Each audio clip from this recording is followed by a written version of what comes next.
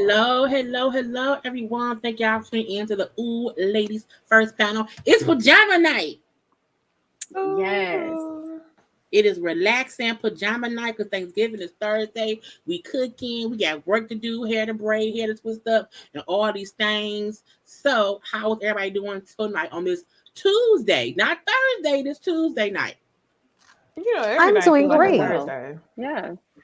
Every night feels like a Thursday when we get together. Girl, I didn't know what for today sure. was. I had I to was check laying in. down and I was like, okay, I'm gonna lay down. My alarm go off at 9 o'clock. And I'm like, it's 9 o'clock. Why am I alarm? I'm like, bitch, it's Tuesday. The alarm set for Thursdays. But thank God I don't fall asleep because I would have been like, oh shit, I missed it. But it is like a Thursday. They do feel Basically. like I got a massage today, so it damn sure don't feel like a Tuesday. Now, That's is it the good. same person who was doing the extraness of it all? No, that was in Atlanta. This is my Oh, this is okay. my main person who I go to often. Yes. They should She's start doing amazing. extra stuff. Yes. The I will extra tell y'all stuff. where it is, but honestly, I don't need her to be any more booked than she already is. Thank you. And we don't want nobody Nah. stalking you there, like waiting outside, like Yeah. where Bondy at? And they Right. know where you go. Because that's what happens with these stars. They say too much and then people find them. And then, Somebody pull up. I don't like what you had to say about Mia. And then it's rockabye, baby. you can see, then it's got to be bang bang. We ain't got time. We ain't got no bail. We got bail money, but we don't want to have to spend bail money on self We defense don't. situations. It's the holidays. That's I right. think don't I wanna do think that. courts are closed like after tomorrow, so you'll be in it till Monday. And who wants to be in jail over the weekend? Ooh, I feel bad for anybody that mess around and get locked up tomorrow. Oh, Child. Whatever you want. Well, it's cold here. Thursday, It's be warm Friday, here. Saturday, Sunday. Will they Do they be serve? warm? Do they serve Thanksgiving meals in Depends. jail? Nah, They get like I'm turkey. sure. Jamie, you should tell us. You know more I know. people got locked up. She Not got that around life. Thanksgiving. I don't think I've never. Well, see, prison. I know prison people get food because it's prison, but I feel like the local precinct, like the jails. I don't know if the local jail got what I'm saying, Thanksgiving dinner on standby. So I couldn't make it like bologna That's a good sandwiches or question. something. I think wonder. it's like I wonder if they get like have Christmas and all that stuff. I wonder. I feel like it's like school lunch back in the day. You know what I'm saying? Like it's terrible, but you still ate it. Like those pieces. It would be a pieces of turkey. It would be some weird looking gravy, mashed potatoes. You know what I'm saying? Like it's probably something like that, or maybe somebody said a turkey sandwich. I mean, that breakfast See, I pizza think- used to hit though. The I school think the breakfast pizza in school, yes, it was real cheese back then. I don't know what we got these days. The pizza and the fries. The spaghetti Wednesdays was always my shit back in the day. At my school, spaghetti Wednesdays was the shit. Best They meal. gave us food to go to sleep. You sleep, you have some spaghetti, some turkey, some meatloaf. That's dinner. We was getting dinner for lunch for years. I didn't even think about that. They ain't love us. At least out here in Michigan. But make sure y'all are following all of us on social media or our OohLadies First IG page. Y'all know to email us at panel. I'm feeding the panel. OohLadies First Panel on IG. OohLadies First on panel at Gmail, then Bondy, then Jami, that's me, and then Necey. It's all right here. Make sure y'all following. And don't just follow. You have to like our shit. You have to watch the videos we do. Don't just follow us. Be active participants in whatever we do. Okay, it's a difference between just watching somebody on here and then going somewhere else and still watching. Okay, but let's get into what we can get into today. So I have a little guessing game. So do y'all like the show called Supermarket Sweep? It come on, I think ABC. Ooh, I used to love that show as a kid. It's back on. I didn't know now. it was back on. I knew it was coming. Is it the extreme football? What is it? No, Supermarket Sweep.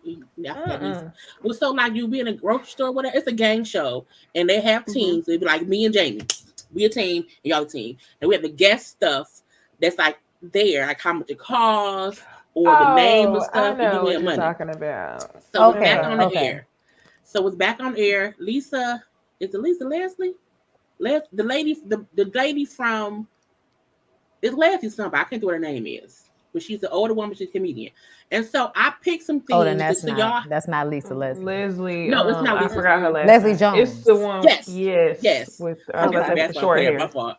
I love her. My brain. So I picked some things, and you have to do two things. One is say which item you think costs the most, but also say what you think the price of each item is. And whoever closest wins. And you just Girl, I'm win. gonna lose this. For I the don't look sake at of- none of the prices at the But grocery see- store, bitch. Whatever it is, we getting it. But see, this is the thing. This is an adult version because it's girls' night. It's pajama party, girlfriend night. So these are things that you may find in the grocery store. You may have found it online somewhere else. So my first option was something real easy: condoms versus a pregnancy test. Okay, so the Magnum bearskin condoms and the Clear Blue Easy pregnancy test. One question: How many condoms in that first pack? I don't know, but we're gonna. It says do 24. If you But look, it's real I small. do that It's price 24. though. I ain't do it like 2 or 3. I had to get a pretty Oh, picture. do it. Though. Okay. They come Okay. in I had to like get a pretty picture. 3. So, yeah, and then I got found the prices. So which one do y'all think one costs the most, and what do y'all think the price of these are? So like This one costs the most. like a I'm about to 2 say pack, you. a The 2 pack pregnancy pregnancy test. test, or the bearskin condoms. The pregnancy pregnancy test The pregnancy probably test. is more. The condoms probably cost like $8, Okay. and the pregnancy test probably costs about 28 or something like that. Yeah, I was gonna say for 2. You said 2 pregnancy tests or 4?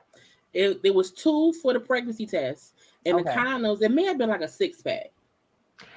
I'ma say It wasn't a 1-pack. I know it wasn't a 1-pack. Yeah, I'm with Bonnie, but I'm gonna add a little flavor to it and say $7.99 on the Magnum. Right. Oh, come on. You know that's what I was thinking, right? You got me close to the price.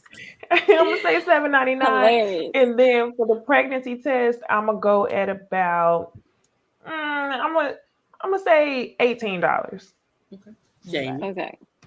So I'm sorry, I have to ask this again. So the condoms have about 6 in the pack. Yes. Mm-hmm.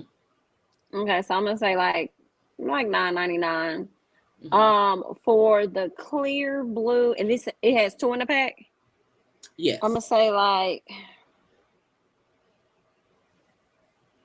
$14.99. Okay. So surprisingly, I was surprised too because I ain't bought one of them. The pregnancy test was $11.99 For Clear And Blue, for the Clear Blue. digital. Yep. I said what, honey. You should have put $11.99. Plan B up here against Clear Blue. And the condoms were $18.95. So the condoms were more expensive than the pregnancy test. I was like, Shocking. things That you don't is know. a surprise. I cannot believe it. Where are these things priced this way? Right. It was like at Walmart, and then I think Myers. I need to research this. Nah, girl, you maybe talking about Walgreens. I had to Google all of it. And So I had to Google the CVS. pictures To and the prices. I don't know the prices. I'm thinking about CVS off-brand pregnancy tests. They be kind of steep too. So I'm shocked. So the next set of Disbelief. 2 things that we have, okay, is KY jelly, okay, yours and mine, and then the latex dental dam that you get from a, Latex dental. I know dam. what it is, but who uses it? What is it? I don't even know what that is. I'm not gonna lie. Oh, it's what people Dental when you dam. use that Yeah, go eating, ahead. if you oral sex is to put over the vagina and still eat stuff. What? Y'all never heard of dental dam? Hey, you can't feel through that, I'm sure. That's Well, why I said what? Yes, Jamie. I'm there. It's kind of like saran wrap type of situation. It's just flavor. And I understand, but And it's that don't even sound pleasing. No, it's really thin. So you still That's why nobody does it. Yeah. That makes sense. I mean, honestly, I don't know anybody that sucks la-da-da with a condom on. I don't know anybody that does that. I heard someone say that they are surprised that people don't do that. And I'm like, but nobody does it because who wants a condom? And who wants condom flavored in their, like condom taste in their mouth? First of all, if you're really on this condom game, then all of your condoms are going to taste like latex. Nobody They said it's in their mouth. DC was on chapstick. DC was putting stuff on her lip. Oh my God, bro. That ain't got nothing to do with nothing. Which one do y'all think costs the most? And what do y'all Honestly, think the price? And I this don't is a even know regular what to pack. say about And the this is dental dam. This is like it was a 2-pack dental dam thing. I've never bought dental dam, so I was surprised to find out the price of it. I'm gonna just say I think the KY jelly is more. Period. Okay. Yes. Mm-hmm. Yeah, I'm gonna go $12.99 on the KY jelly, and on the dental dam, I'm gonna go $5.99. I think this is another one. She tricking us. Probably. Yeah, we getting tricked, bitch. This dental dam probably expensive as fuck. Probably so, cause ain't nobody buying it, so they gotta make what they can when you do buy it the first time. I'm gonna say like $13.99 for the dental dam, and then for the KY, I'm gonna say like $24.99. What do you think, Bonnie? I was gonna say like $20 for the KY and maybe like $15 for the dental dam, but now I'm starting to feel like it's probably like $30 for the dental dam and $25 for the KY. Ain't no dental dam. So the KY, it's vanilla. It's vanilla flavored. I didn't even see that. Yes, the KY is $14.99. Oh, it's pretty close. The dental dam is $12.95. Oh, okay. So we're pretty close. Okay. Girl, that looks like some urban outfit of shit that'll end up costing you $30. I've been shopping on that way too much, bitch. Fucking rolling papers. What is this? Nobody out here buying no more dental. I don't think I've ever known anyone who said they bought dental dam. But I don't know if you bought like I don't. coochie cream, but not dental dam. Which is weird to me. I'm like, whatever. I'm gonna tell you why though. I think because back in the day when people was using dental dam, people didn't want to admit they was eating cooch. Cause that was like at a time frame when men would like act like I ain't doing that, and he's like, yes, you are. You talking all.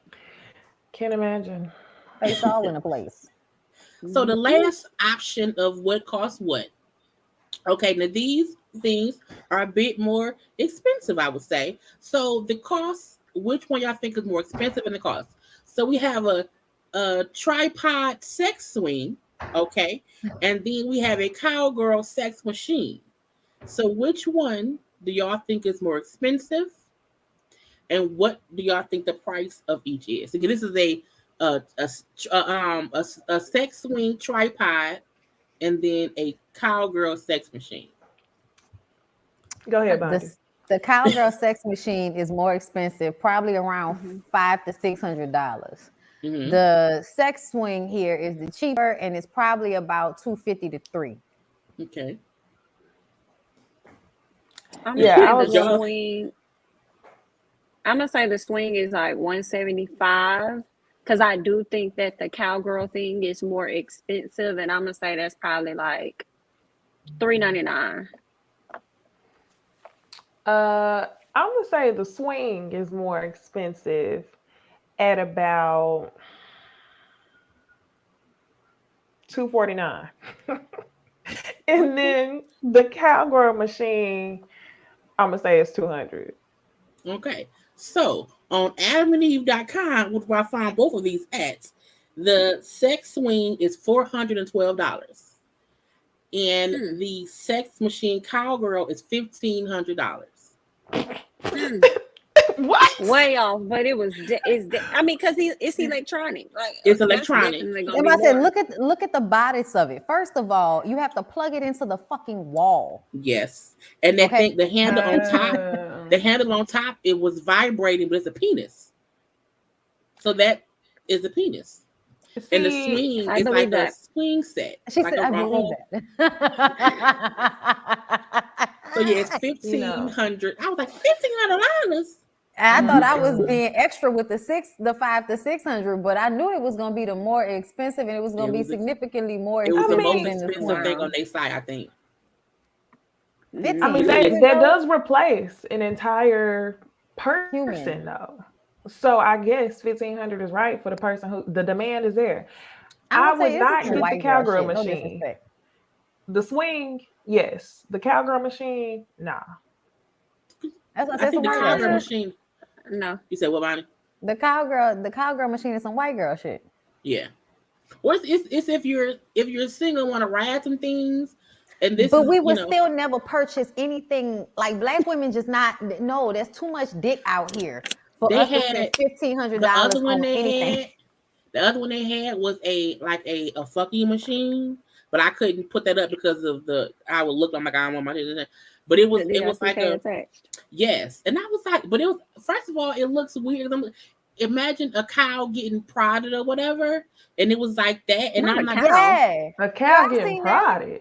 Yeah, like I want to see it's it. like a machine, Yeah, goes it's a machine. And it, goes It's in and out. It's about as small as that one, and it got a little extension on it with the little.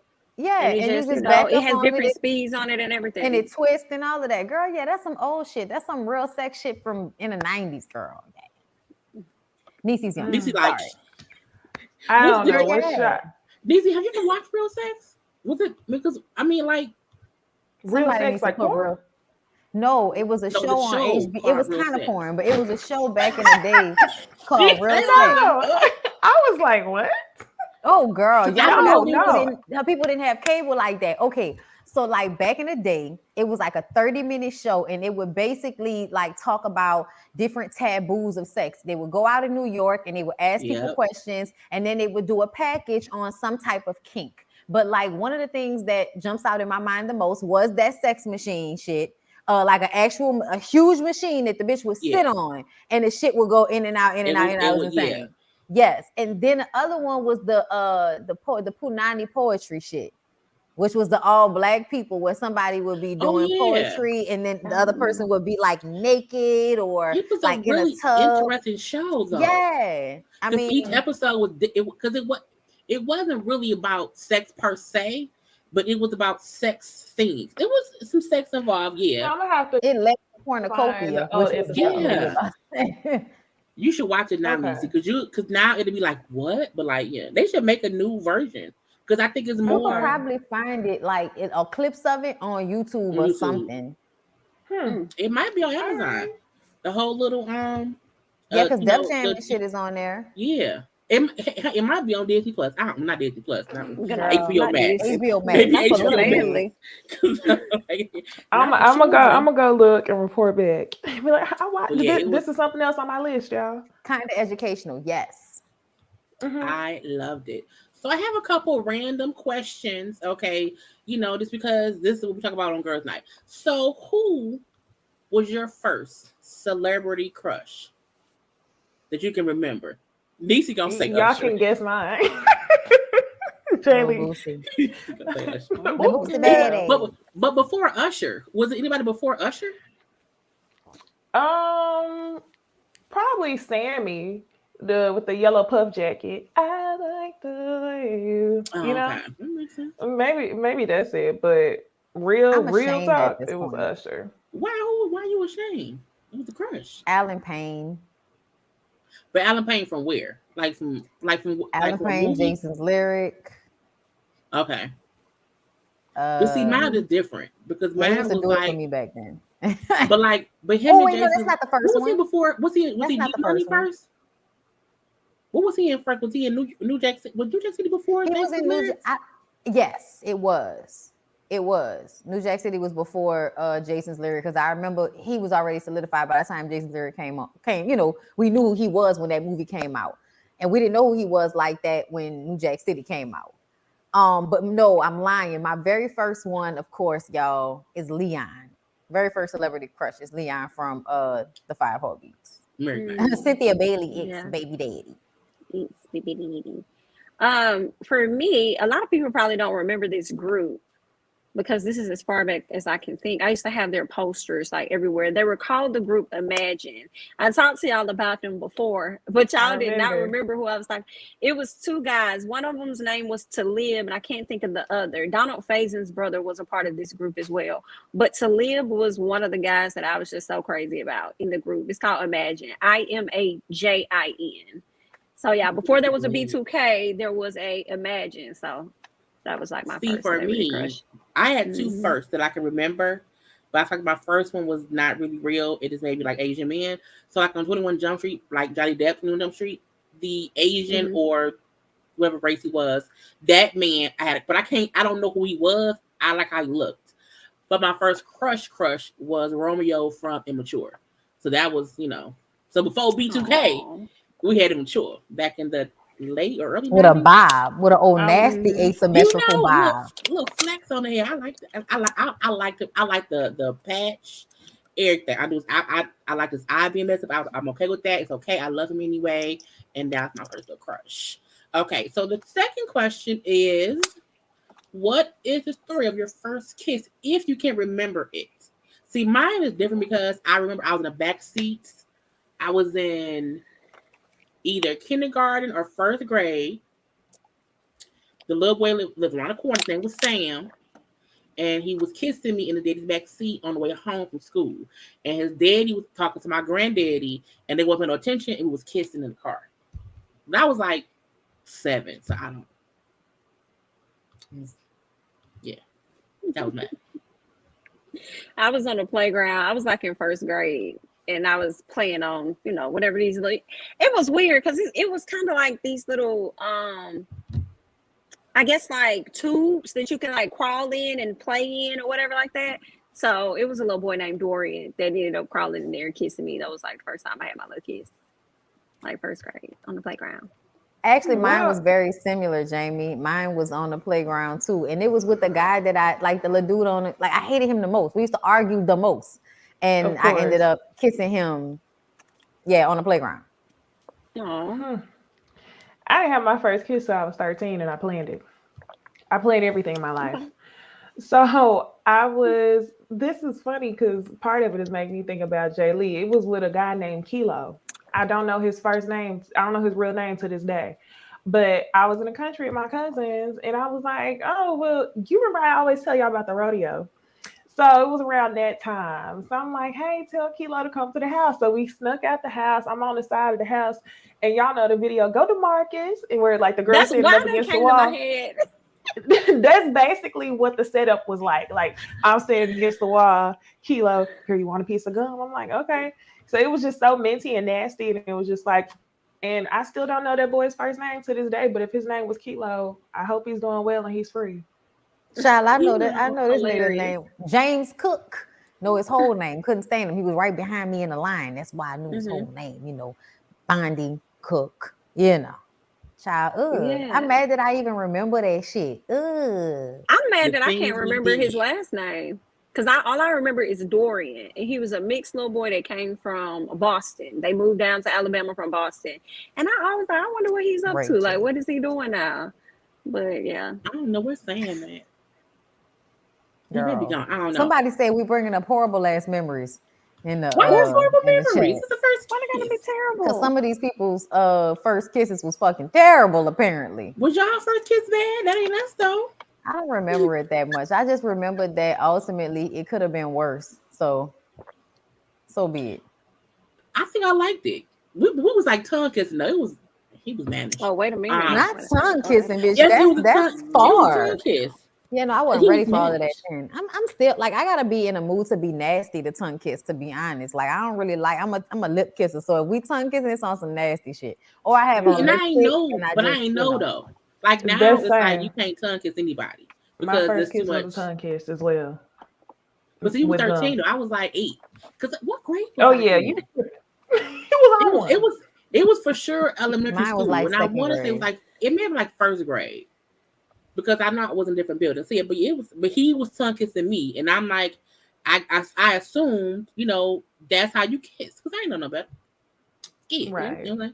But it was fine. Your breath gotta be your mouth gotta taste good for me to want to be like tongue kissing you and shit. Entire, no other than that, I'm just a straight up lip type person. But that's what me and Larry do when I got on lipstick.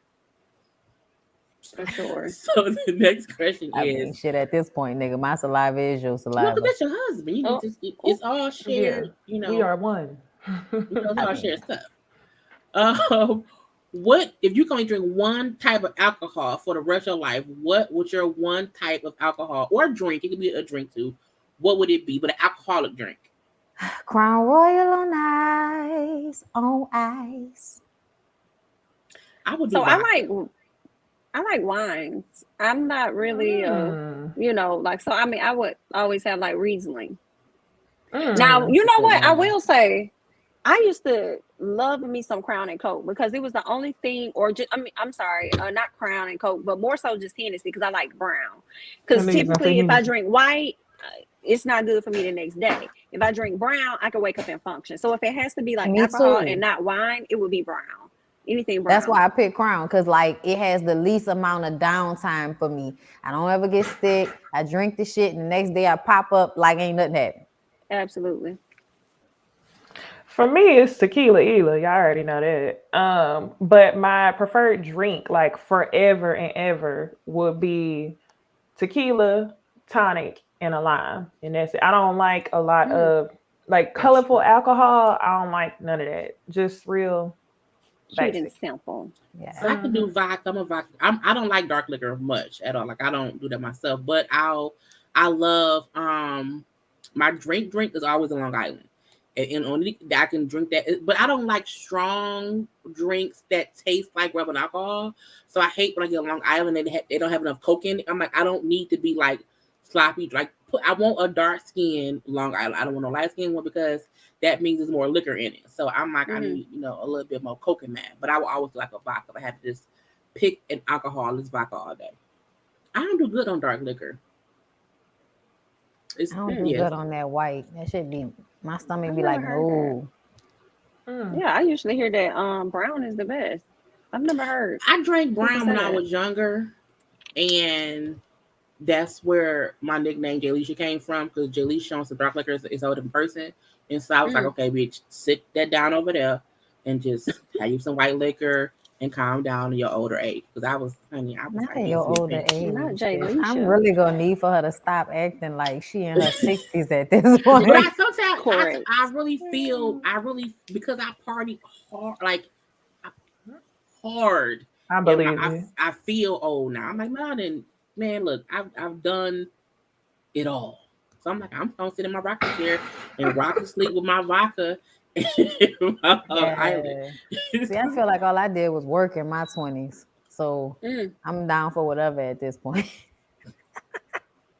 Whatever. Let's go. So the next one is, have you ever re-gifted a gift? And if you have, what was it and why? And I feel like I have, but I don't know.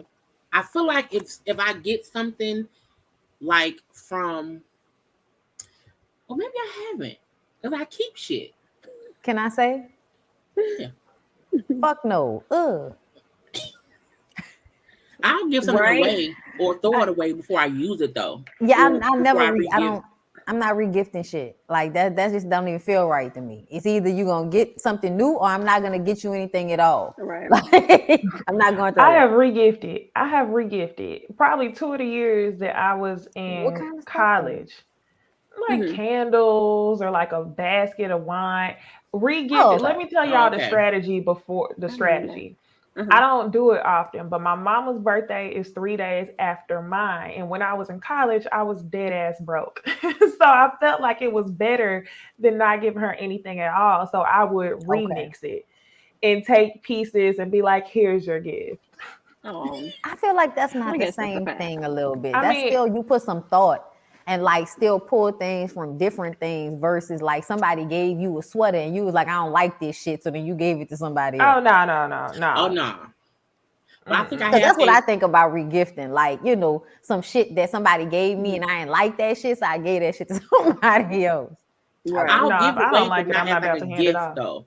I've been gifted bottles of like liquor or whatever that I'll just have here. And then I'm like, oh, here you go. It is something that somebody gave me, and I'm like, oh, here's a bottle, but not like, it's your birthday. Let me figure out what old gift I have that I can re-gift to you. Right. So I haven't done that. I haven't, but I know I've thrown stuff away that I was gifted because I'm like, I don't need this no more. And it's been sitting in my closet for years. I'm like, Oh yeah, nah, I'm good for that shit. I'm good for throwing stuff. You throwing that up? Please stop sending shit over here. Oh, I'm sorry, y'all. That's me and my mama. I'm sorry. She always trying to give me shit. I can't fit nothing you got. Leave me alone. She cleaned out her house by giving it to you. Yes. Like, take this over your house. I don't want it to matter no more. Instead of just throwing it away, your dumpster is right there.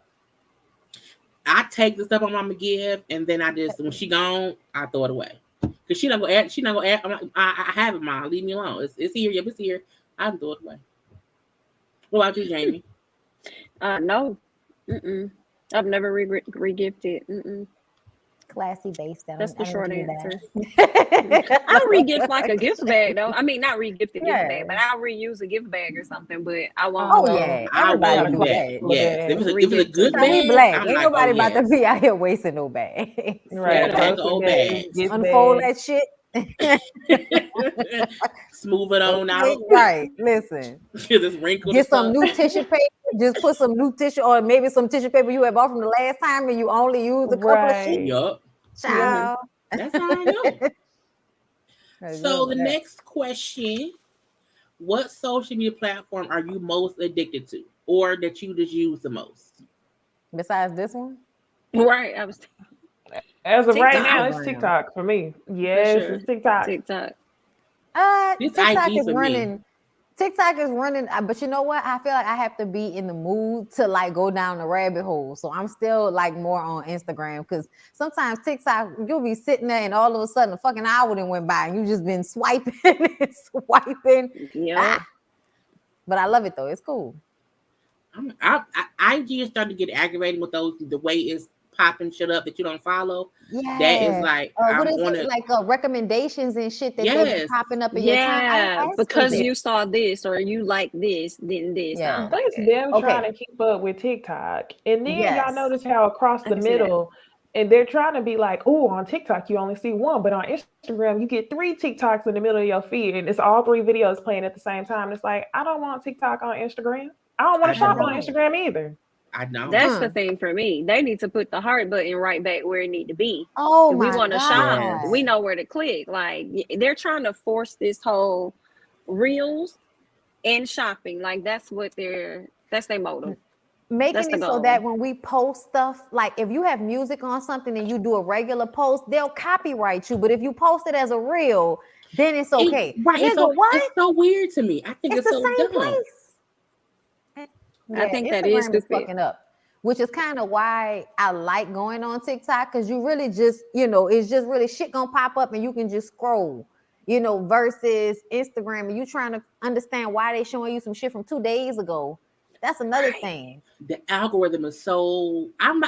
Bondy, you posted something from like November 1st. I'm like, oh, she wanted to get. I'm like, oh, it was so. I'm like, she posted this. I'm like, why are y'all showing me shit that I liked back then? A long time ago. It doesn't make any sense to me. It doesn't make any sense. I want Instagram to stop changing and just get better. Order. And you know what's funny? They gave a filter button. Like I know I asked y'all if y'all had the filter button. I have the filter button on the notification, so I'm able to like look at just like comments or just the likes or just the follows or whatever. They need to put a filter button on the main screen on the news feed so that I can filter the most recent stuff that just came through. That's what I want to see. If I want to see something that happened 2 days ago, let me filter to 2 days ago and find what I was looking for or something. Agreed. But that's why I'm so careful about who I follow, because I feel like if you follow too many people, it's just too much shit. So I'm like, okay, let me unfollow. I try to be like, I don't want to have my timeline flooded, but now my timeline is flooded because y'all adding shit. I'm like, if I want to see this stuff, I can follow it. The only good thing, I'm not gonna lie, is like because I be liking cooking videos. So when more cooking videos and shit that and it be buku like seafood or kind of New Orleans looking food that pop up on my timeline, I ain't gonna lie, my ass be sitting there hungry as a motherfucker, and I'm not really mad about it. Like I seen a pasta today, I was like, what the fuck is that? It was some salmon and lobster. I was just like, Was the pasta some pasta stuff? Yeah, I did see somebody. I don't eat seafood that much. I'm like, oh, I want that though. It looked real good, but I was like, I ain't gonna. Girl, let's see. This one is: if you were a prostitute, how much would you charge as a minimum, if ever in another life that's what you chose to do? What would be your minimum price as a hooker? $1,500. Now you asking us to label.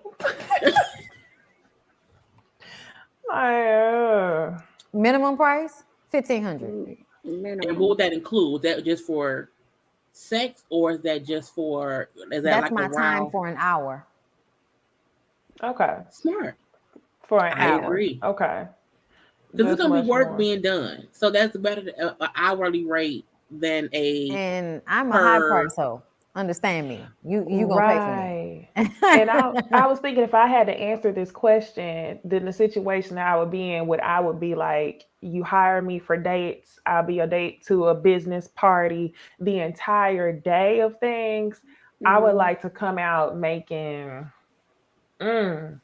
shit, at least $4 or $5 grand, honestly, for a full days of like, I wouldn't just be the type of service giver. It would be full package, like whole day, not just sexual services, because I can't even imagine putting a price on that. That's why I said just for an hour, because I feel like that can be anything, but this is the base level. If you want any amount of time with me, whether it's date, whatever, $1,500 an hour. Yeah, and that's dead on it. I don't know. The first thing came to my mind was 20 racks for a day, and a day really consists of like 8 work hours, like 8 hours a day. I like it. I don't get it because I wouldn't really want to do it no way. So if I'm gonna do that's it, what you know what I'm saying? Exactly. It's like pay me for my pain, pay me for my time. Like that's all you're getting. Pretty woman it.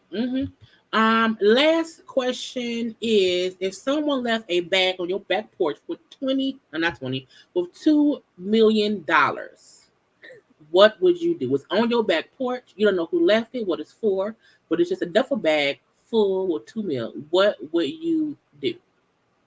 Bring the bag inside, get a gun, and then take the shit to the bank and put half of it in the bank, and then keep the other half in cash and move. 20 mil on the back. No, $2 million. $2 million. I'm sorry, $2 million on the back. I'm probably gonna give it a second to see if I'm being pranked, right? But I'm high key packing my stuff because I'm not returning. Like I'm packing as much as I can get. Like I'm not even gonna stop by the bank. Like I'm out. I'm leaving the state at this point.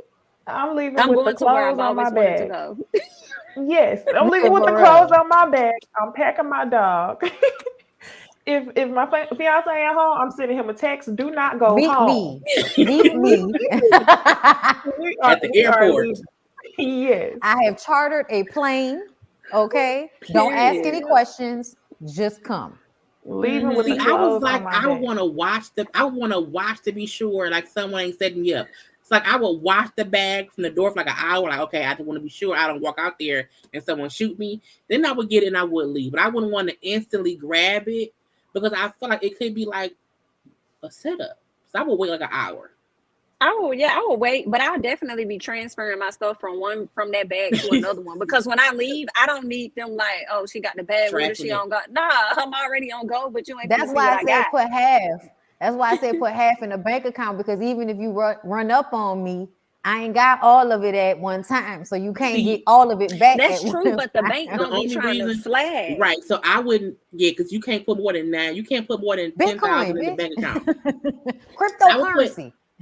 I would keep it for like a week, and I would slowly put money somewhere, but I will for sure leave. So I'm like, why is on my back porch? So I don't want to be here no more. So I gotta leave. I have to leave. My mama have to leave. We all have to leave. Because I'm like, if y'all find my house, y'all find their house. So we out, and then we just new people. Period. And that's it. I don't know. I feel like we need to wait and see because if I don't need to be another person, I'd rather not. Yeah, I don't want to be another person for $2 million. I don't want to be another person. Right. That's not enough. I would just flip it though. Because I just let me stop. It's nothing. But because you can flip $2 million easy. If you don't, right? Yeah. I'm not gonna say it on. I'm not giving away information to help other folk do what I would do. That's a bad thing conversation.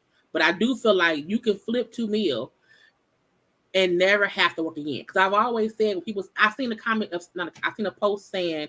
A person was like, I would rather have 20 grand in street money than a $500,000 in like a 9 to 5. But I'm like, that's dumb. If you work a 9 to 5 for like 2 years, get that meal and flip that, you would never have to work because you can then make money for you.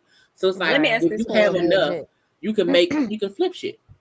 So with $2 million, outside of the, you found the $2 million. If you got $2 million in your hand, what's one of the first things each one of y'all are gonna do with the $2 million, or invest in, or whatever? Yeah, with the money. I'll probably buy Bitcoin for sure. Like buy like a couple in Bitcoin, and probably like the biggest stock that like will make me the most amount of money. Probably like something technical, something energy efficient, some shit that I know gonna hit and gonna get my shit quick. That's what I would probably do. Invest automatically so that the money will make more money for me. But I'm definitely gonna buy some shit. What's the first thing you buying? The first thing I'm buying? Outside of the Bitcoin. A house in California. Boom. I was gonna say a house. A house. Maybe a condo. Maybe a condo on the beach. Condo on Santa Monica Boulevard, maybe something like that. Because I've seen how much they cost. $2 million will fund that. For sure. I will wait because I'm like where I want to stay. I will look at where is the best place to flip houses, because flip houses is consistent money. I want to give my money to Candy. Because money making Monday. I feel like the people who I see who flip houses make so much just on one deal. I'm like, that's an untapped market in certain cities and states.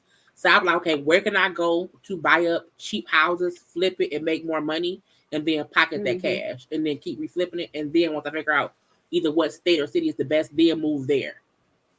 So that way I'm making money, just on top of making money. And I still have my own money because, I only spent $500,000. Flipping is smart. I was thinking about some sort of like rental property. So of course I would buy myself a house, but I would have to have a few maybe duplexes or something, and you making money. And the other thing is I would immediately pay off my parents' house. Like, we all good. No mortgages. For sure. That sounds good. I know one thing I've always wanted is a gas station. That ain't going nowhere no time soon. So that would be like one thing I would have to put in the first few things, like the first. Get you a gas station with a hair store connected to it. Ooh, that's smart. Those because then you also get rent. Rent. You get renters or whatever. Like you getting that money too. So yeah, because I've seen those gas stations, and then you got like 2 or 3 units attached to it. Yes. So that's what you do. Yeah. Yes. You know what else I would want? I would want to get vending machines. I always heard vending machines in good places make a lot of money because you can get the snacks real cheap and then charge double, triple. So I'm like, I want to get like the fancy vending machines. Niggas is hungry. They'll pay whatever.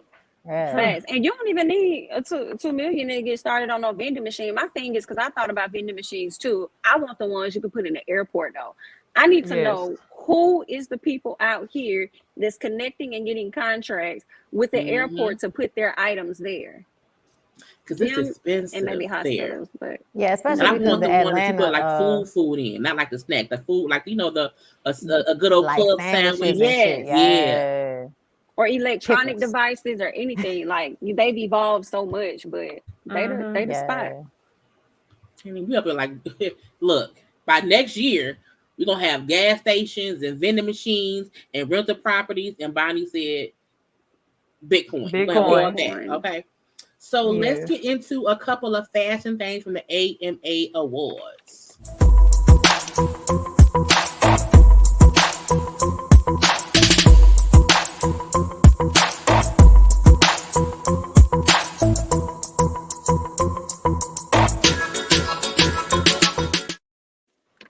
So first of all, when I see the AMAs and I was looking for the fashion, I'm like, why ain't nobody there? It was weird to me. I'm like, it wasn't enough photos of the red carpet, and I'm like, I was like, maybe people just didn't go.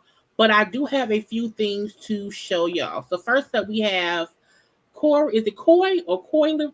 I can't. Coyle. Her, yes. And then we have Chloe and Halle. What do y'all think of their looks for the AMA Awards on the red carpets? They all look beautiful. I think everybody looks amazing. Everybody. They do. Every single one. I love that brown on Hallie's skin.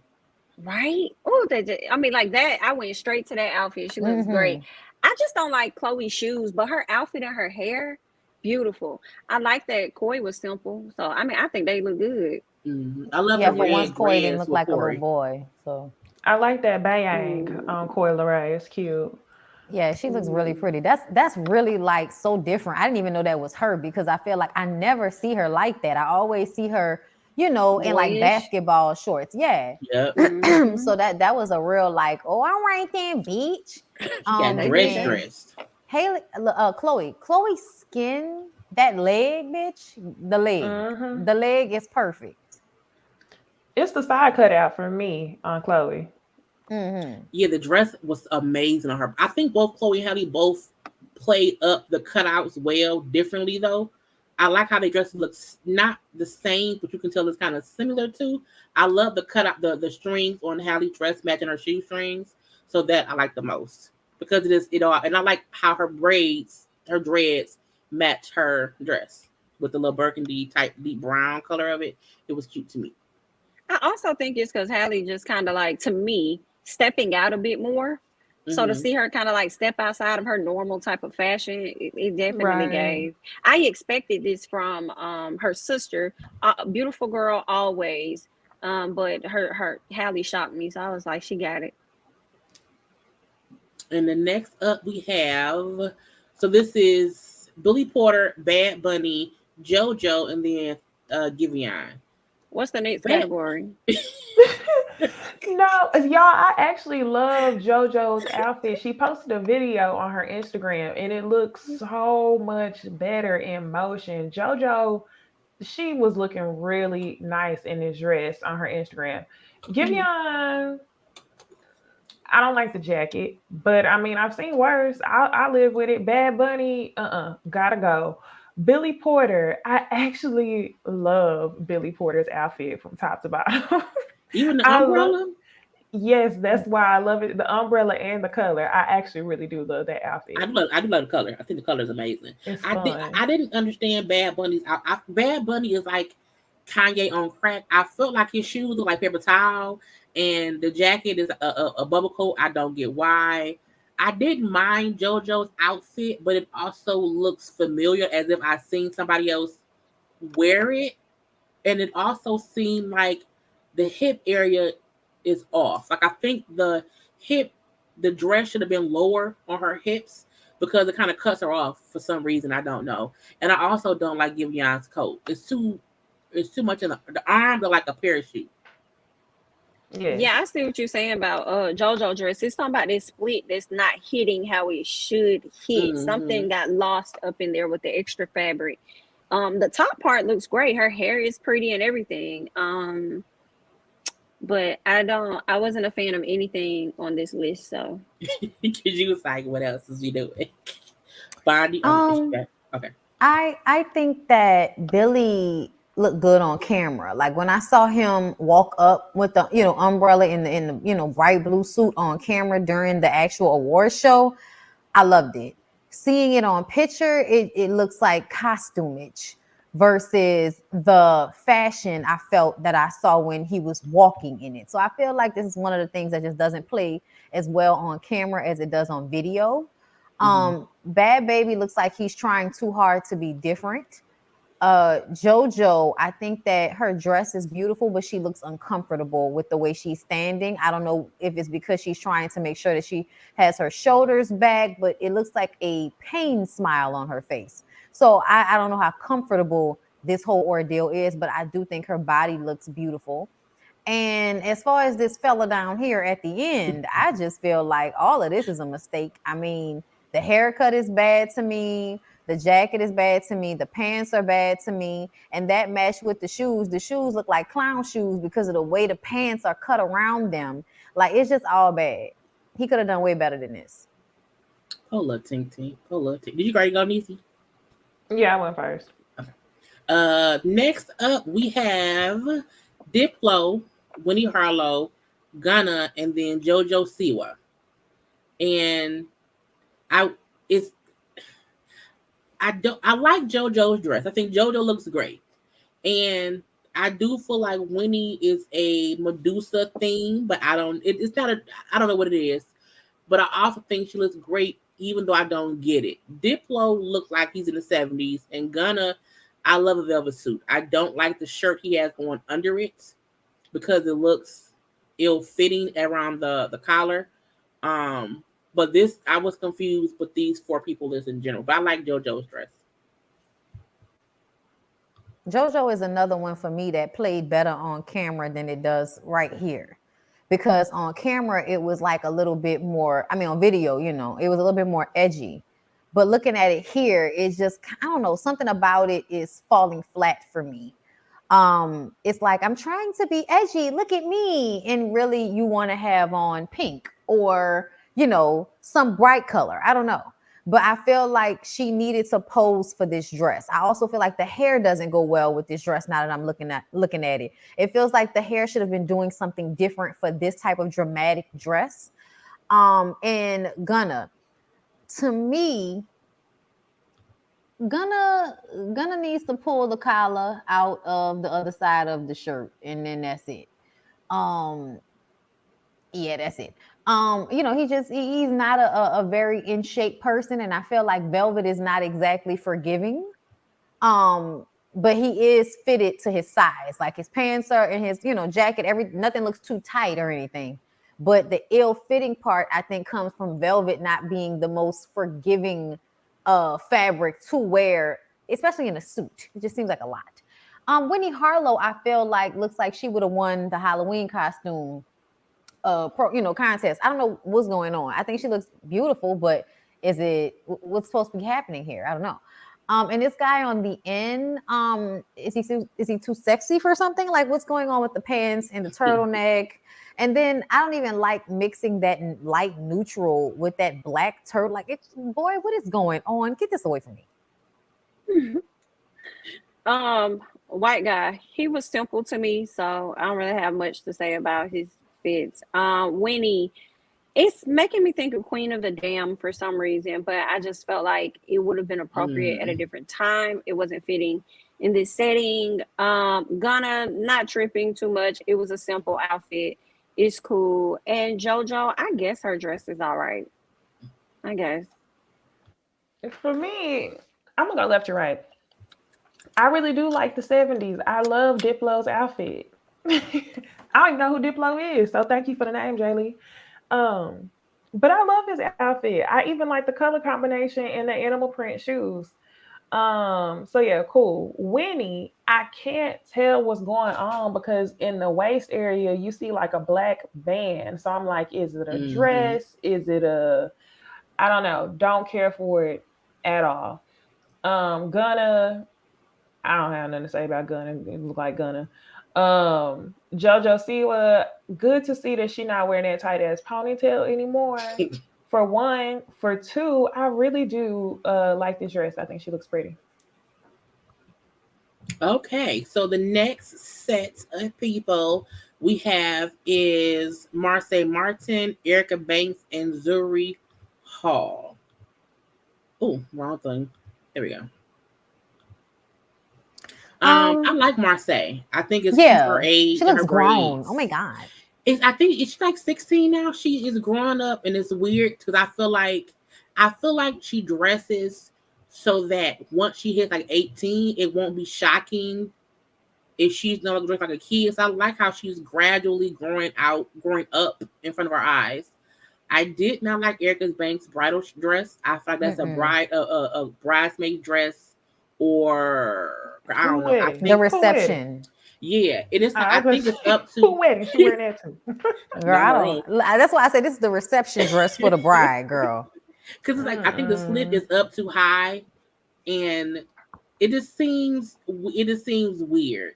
I like because Zuri's corsets outfit. aren't supposed to look like that. Like it's a corset. It's like it's corset all around. It's like the front and the sides are all corset, and I don't understand that.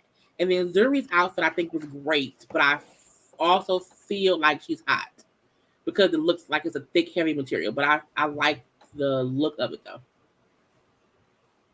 Yeah, I really like Zuri's outfit. It is really cute. The long sleeve with the bling all the way down.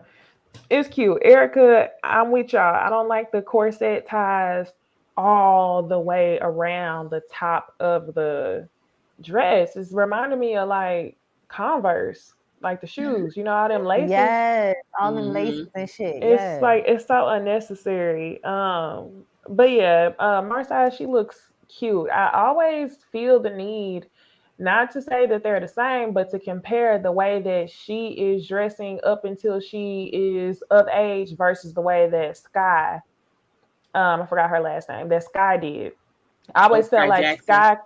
Sky Jackson. Yes, I feel like Sky Jackson and her team kind of struggled whenever she was getting probably like between the ages 15 and 18 for her to assert herself as an adult or an almost adult while still looking appropriate and mature. She often wore like wigs that was too big for her head, lace fronts that like you wouldn't see most 15 and 16-year-olds wearing. So it was kind of awkward, but I would say Sky Jackson has come into herself now, but Marsai, she's never had a problem with that, like at all. She looks good.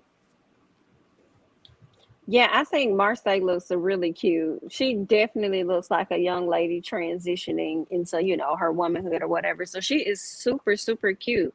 I also like Zuri's outfit as well. I feel like it was just plain, simple. Love the hair being bushy and curly. Um, nice. Erica Banks, I actually am not mad at her outfit at all. I actually like it. And the reason why is because I'm comparing her outfit to what she wore at the BET Hip Hop Awards when she had that corset on and the outfit was all wrong with them kitten heels. So in comparison, Oh. I am liking this, but I don't know why she's sticking to the corset. I don't know what that's about because she did it at the last award show and she wore all black at that one. But she actually looks nice right here to me. So all of the ladies did well. Okay. And the last one that I have is kind of like what the fuck fashion because these looks I was confused on each one. I don't know who Wait these a people are. minute. Wait. I don't think I went. Oh, you didn't? No. Oh, I'm sorry. Go ahead. I didn't get a chance to. I feel like I don't like Marseille's outfit. In all honesty, something about it. I feel like it looks too long. Why is it that long? I feel like because she's young, she should be probably should be wearing like shorter dresses.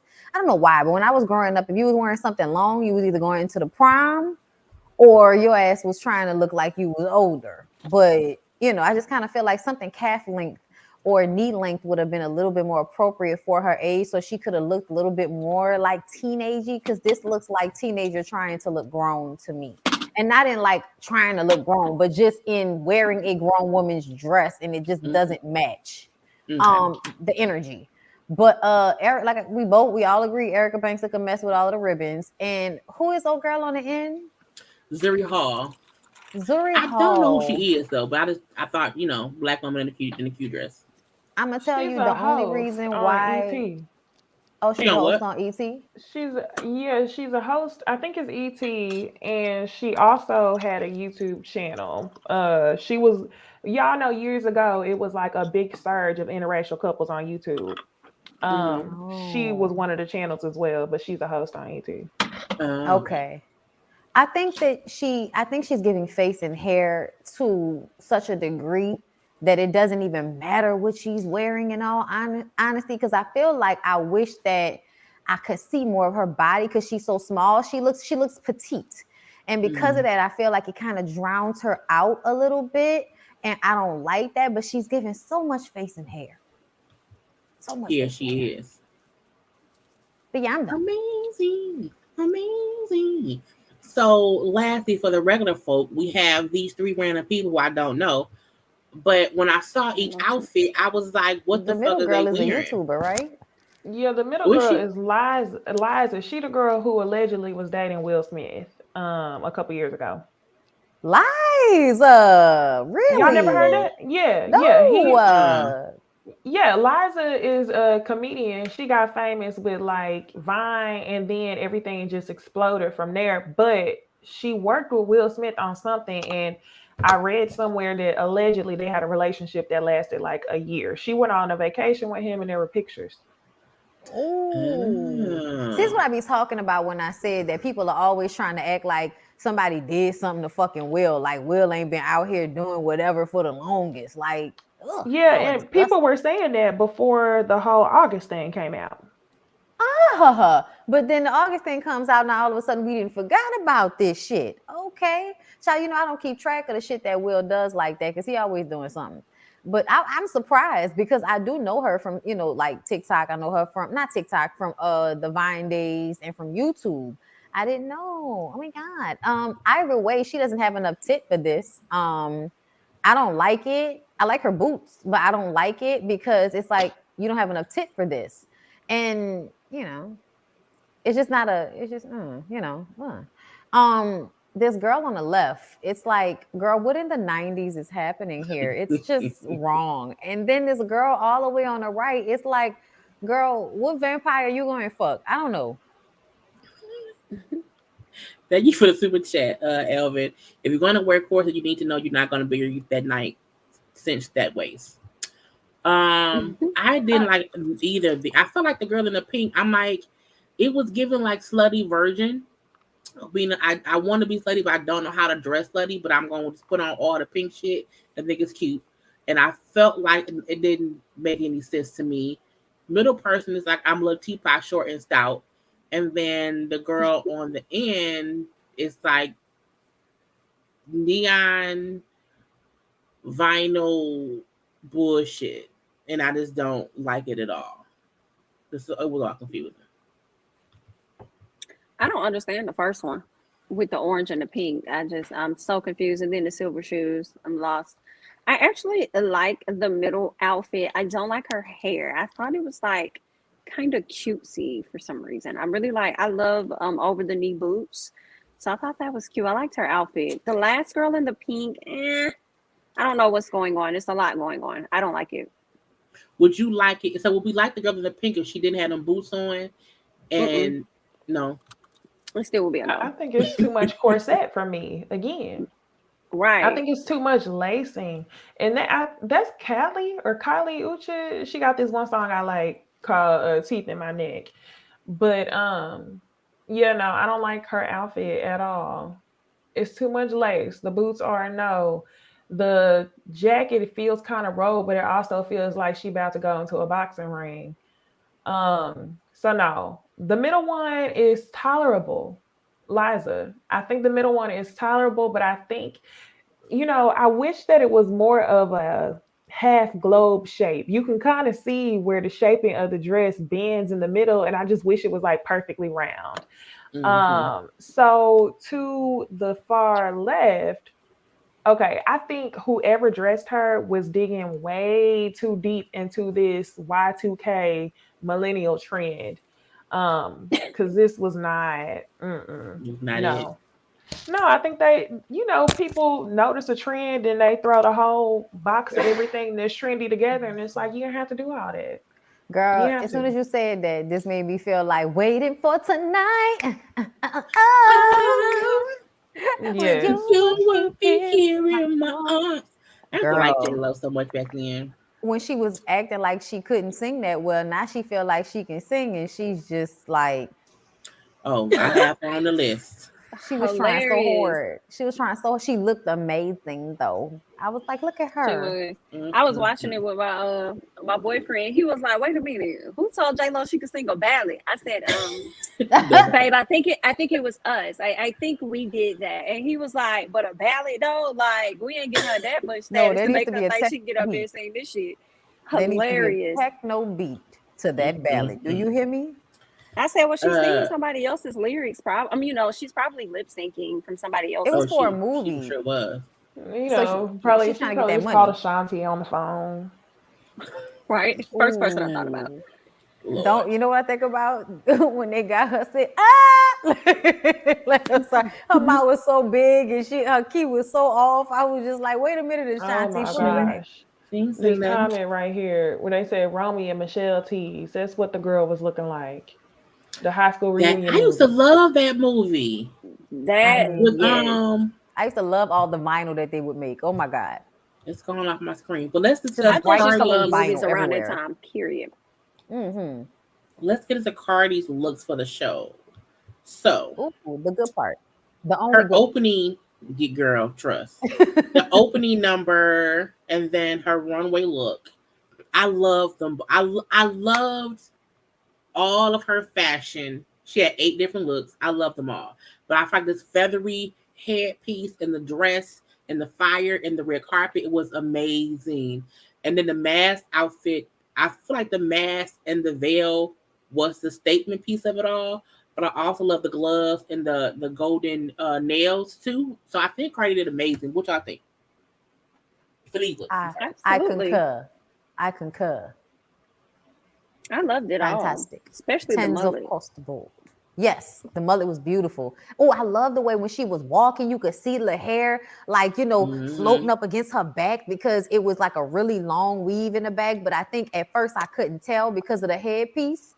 But everything about it, like her body, the clothes, the hair, she just, and then this red carpet look, it's creepy, but it's so like beautifully avant-garde. And I love how she continues to do that. Wow us in a very real fashion way, not in a cheap one, bitch, not in a Fashion Nova way, in a real, a real way. Yeah, the first dress, I like the headpiece, but personally, I don't like dresses with the jewelry built into it. So yeah, I don't like that. But the last picture, just like Bonnie said, it's artistic. Like you could frame that. I like the veil a lot. I saw the picture everywhere. Had no idea who it was. It's cute. Did you go, Jane? Yeah, I just said I loved it. Okay. The next 3 that we have is it's the next 3. The only one I did not love was the yellow one. And that's only because the breast part looks a bit weird to me. But I like the silhouette of it. I love the color of it. I love her hair. I still like it. But it's the breast part for me was a little bit, that's the part I did not like. The middle one with the blue jean jacket and the leather pants and those heels was fucking amazing. And I love the Red Riding Hood in all white that she had at the end when she won her award. Honey, yes. Those are my thoughts. She did the thing. I love the yellow outfit. I loved it. I mean, I don't know if it's the mullet that's just making everything just a go, but she looked beautiful. I like the outfit. I like the flowiness of it. The middle one is giving me Selena vibes. She loves talking about Trap Selena. Is definitely giving that to me. She looks great. And I also love the white with the split. And I don't know what this headpiece that she has going on, but beautiful. I love the yellow. She snatched. I like the color. I actually do like the mullet a lot. The middle outfit I can't get with. I appreciate the jacket for what it is, but the entire look I can't get with. The one on the far right, love it. The white little Red Riding Hood. For me, the white one is giving Magdalena or giving like Mother Mary in some way, which I love. And it makes me think about like the artistic part about the way she dresses. Like a lot of this looks like different art pieces, or like, for instance, the middle, you said it was giving Selena, and I get that, but I also felt like it was giving some type of like Victorian Michael Jackson type shit. You know what I'm saying? So like that's the vibe I was getting, and I really love, because because of me growing up with the Mardi Gras Indian shit, I love embroidery and like really good detail on stuff like this. So the jacket, like, even though I don't like the breast part that well, but I only feel like that's because I can't see it up close. If I saw it up close, I probably would feel different. But far away, I don't really like that breast part. But like the arms and the bodice of it and the collar, it's fantastic for me.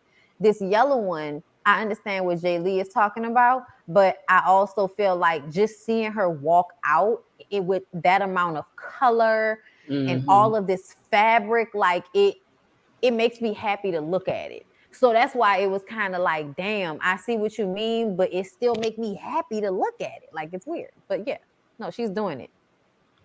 And then the last 3 looks we have, which I was so mad I couldn't find like she had a full length one of the purple one, but it was too late for me to add it in. but I couldn't find a full length of the other two. The one in the middle, the purple, was just all the way down to the ground. I love the vibrant color of it, so I love that part of it. I didn't love the one with the white shirt part to it. I got the headpiece. To me, that was like a Madonna type outfit with the Lacombe breast or whatever. It wasn't bad, but this wasn't my favorite.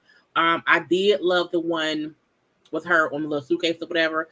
I love the jacket with the shoulders. I love the pants that were like shiny or like reflective or whatever, and the shoes match.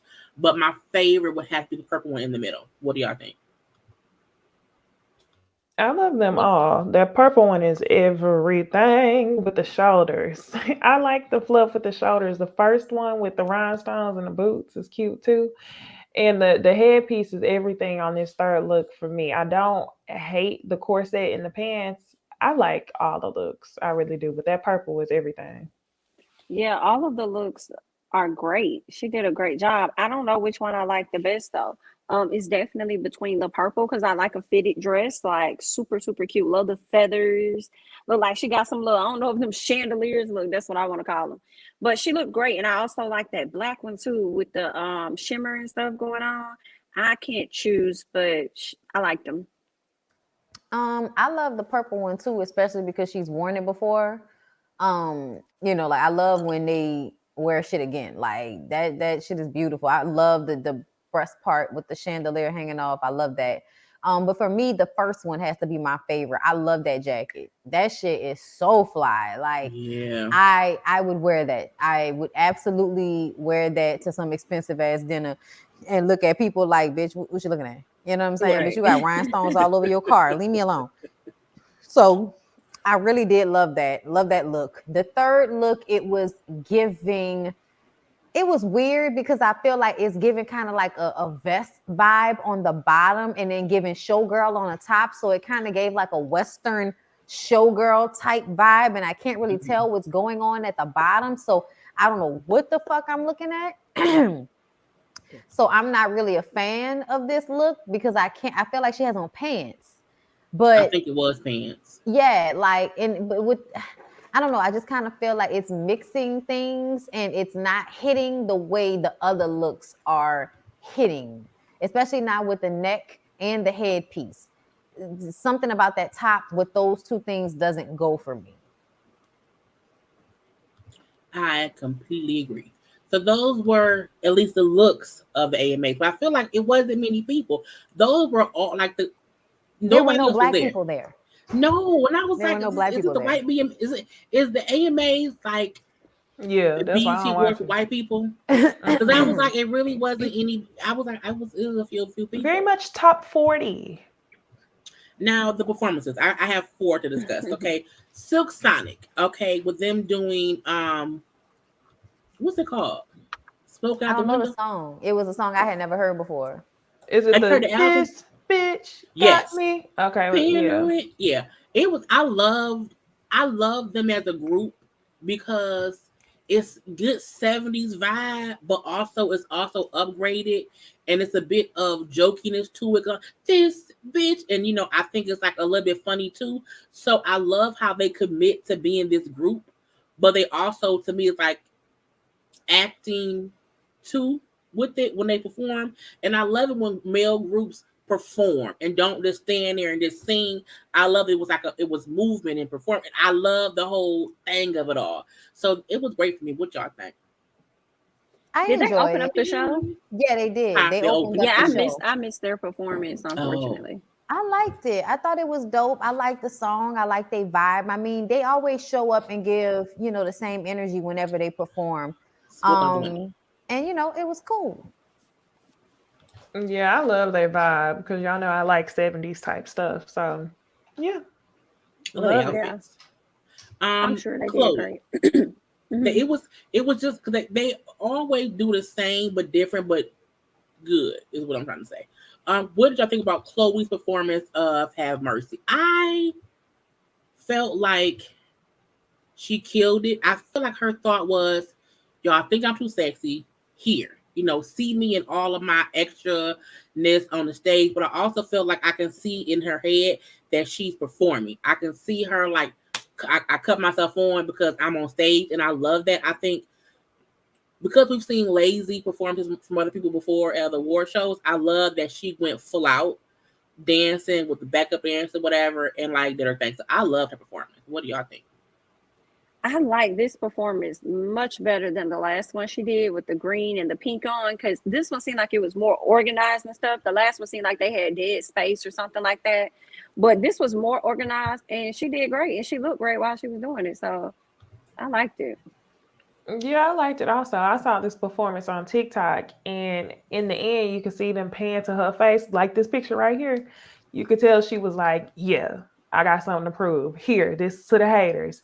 Right. Even though she was doing a lot with that lollipop. But I think that she did a good job performing. I think she killed it.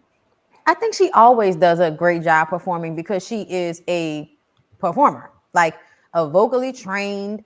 I know how to dance and sing at the same time and produce my own music and write my own music, and like Chloe's epic. And I feel like people just love to find a way to pick people like her apart to make themselves feel good about the fact that she's so amazing, so young.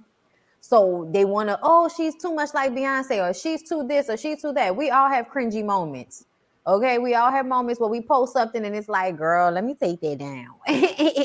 You know what I'm saying? Like, I see people all the time that be posting shit, and then the next day that shit don't be there. So at the end of the day, she's young, she's learning, she's trying to figure out the balance between being sexy and keeping it cute, because everybody don't need that energy all the time, But I still feel like, girl, you ain't got nothing to prove to these people. Half of them can't do this shit. Do you think? She was flawlessly. I mean, she was like going. I'm like, and I like that she was like rapping, singing, walking around in tune with her dancers. I'm like, she was like, that is hard to be like in tune with 18 people on stage. You know what I'm saying? It was really, really good. So we talked a little bit about J-Lo. I was confused because I was like, who she singing to? Like, which husband was ex-husband? And I never get why J-Lo is really. I love Jenny from the Block J-Lo. I love On the Sick J-Lo. I even love This Is Me J-Lo when she was singing to Ben Affleck. But I feel like J-Lo always tried to go back to this. I'm a great singer. I want to prove that I can sing. And I don't need that from her. I mean, I don't want to put her in a box either. But I feel like I can't take her serious when she's singing in the wedding dress on stage at the AMAs. When she's lip singing for one. So I'm like, I didn't need it. Did y'all need to see J-Lo perform this time? No, we didn't. I don't think it's ever needed. Listen, she's not a vocalist, honey. Okay, you're a fly girl, and you're pretty and charismatic enough, and you can act. So they allowed you to have a music career. That's no disrespect to you, because I've seen you in the studio with Benny Medina and them trying to put in work, girl. I know you trying. But I kind of feel like there's nothing wrong with staying in your lane. There's nothing wrong with that. And I feel like she had a lane when she first came out that worked for her because she really couldn't sing. And now, like y'all said, it's like I'm trying to force this old Hollywood. I'm so talented at everything, Audrey Hepburn type of vibe. And it's like, but no, Jennifer. You don't do that like that, and that's okay. Put a techno beat to it. Give me some choreography next time, and we'll be back together. But this girl, I was so bored. I was like, hang up. Ballads need strong singers. Know this. Hang up. I wasn't featuring it. I really feel like in the middle of her performance, I think I stopped watching. I know I got on my phone, but I think I literally walked out the room when she was performing. A lot of people already did. I'm like, is that J-Lo? Why in the wedding dress? I was confused the whole time. So I was like, girl, bye. Oh, thank you. Yeah. I give you some super chat. Baby girl in the pink giving me silk lingerie from Fashion Nova. Lingerie. Jaylee. I like the lingerie. Y'all know what I be wanting to hear her sing. That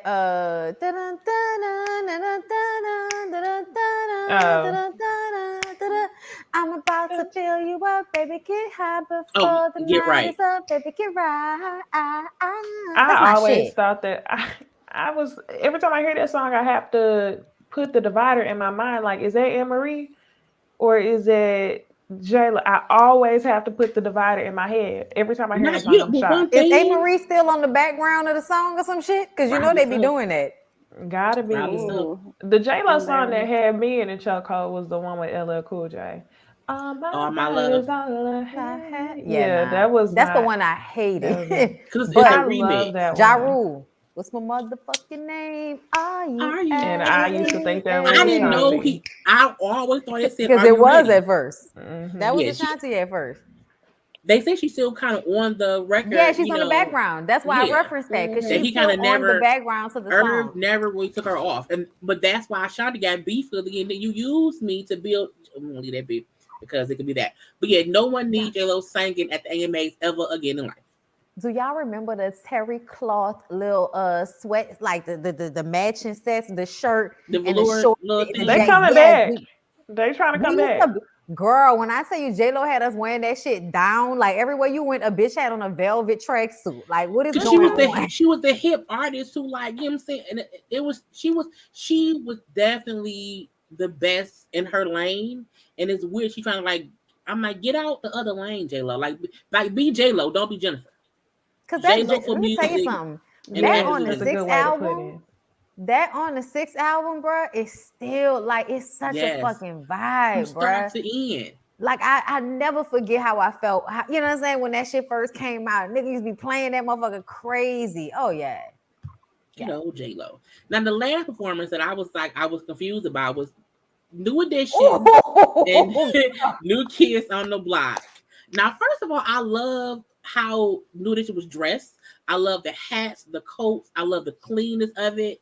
I love how they still are in sync with each other. And for me, I did not recognize anybody from New Kids on the Block except Donnie. And I'm like, is it the same people? I was confused. Are they the same? Are they from the regular group? Child, that wasn't for us. I don't know any from New Kids on the Block. Is this man in the middle black? No. He's very, very tan. No, they're all white. Yeah, they're all this white. Man in the middle with this red tan. Yes, he is white. They literally were made as a white answer to New Edition back then. So that's why they said that, you know, their career happened. Yeah. Right. Can I was say confused. Can I say it? Yes, you can say it. Like, what in the Caucasian did y'all do to New Edition's music? Like, I was listening to it and I was like, no, see, this music normally does so much for me. And right now I am missing a component and I don't know what the fuck it is. It's like they sped it up, took some of the bass out of it. Yep. Like it was just some type of whitening of the New Edition music. And it was just like, this is like terrible. And everybody was so excited because they looked good and they was running in and out. And everybody loves Bobby Brown being healthy and on cue and on key and shit. But ultimately, man, why y'all let them people do that to y'all music? I was like, what the fuck? I'm done. I was confused because I agree. It sounded like it was supposed to be New Edition, but it wasn't New Edition. It was like, I'm like, the music is off. They still like karaoke, New Edition. They sounded with their voices, but it's the flow was different. And the music was different. It was similar, but not the same. And I was like, what the fuck is this? And at one point, New Kids on the Block were like backup dancers. And I'm like, what the fuck is going on? Why are you stop singing with Raw Transvent? Let him do his own thing. You not on any of these songs, white man. Get out my face. And I was confused. But I was like, we don't need this. That was them trying to pay homage by being a backup. By being in That's the background. What that was. You paid money for us. And they was literally in the back just standing there. And I was like, what is going on? I was like, I just could not. Monica Dennis says they are on tour together. Yeah. I saw that. They announced that. Yeah. So they're going on tour. They're going on tour. I mean, the old people gonna pay for it now. True, but like if I went to the concert, I would need New Edition to be the end because I probably would not want to sit through New Kids on the Block because I know a couple of their songs, but I'm like, do they have enough? I don't think they have as many hits to do additions. So it's like, Kids are they bop. opening that? Yes. They kids bop and bop. people music. Yeah, that's what I was thinking when y'all said that kids vibe. Yes, yes. Oh my Lord, God. Pola ting tings, Pola. I'm never watching that award show again. Like, don't ask me. I'm not doing it because I already was like, that sounds like some white people shit. And I was gonna like look to see if Cardi did anything good at the beginning, and she came out and she killed. And you know, her little personality was popping, but after a while, it was like, child, let me go and see what's going over here with my black people at Real Housewives of Potomac, because I just don't even feel comfortable over here with these people. I don't know what nobody's saying. I don't know none of these songs. I don't know none of these people. I kept fast forwarding because I watched it Monday, you know, my DVR, and I'm like, okay, fast forward. Okay, watch this one little part. Fast forward. Living single, going on tour with friends. I am dead. I was just reading that comment. Yes. I would not. I like Friends though, but Living Single is will always beat out any white show around here. It would be Seinfeld, Friends, Blossom. You know, it will always be Living Single for me. Did you go, Jamie? Did you watch them, Jamie? I didn't see them. Okay, you didn't miss nothing. That was okay. That's all it was the little dance, but it was the music was just off for me, and I didn't like it. Yikes. But let's like up the video before we get to a little bit of gossip chats.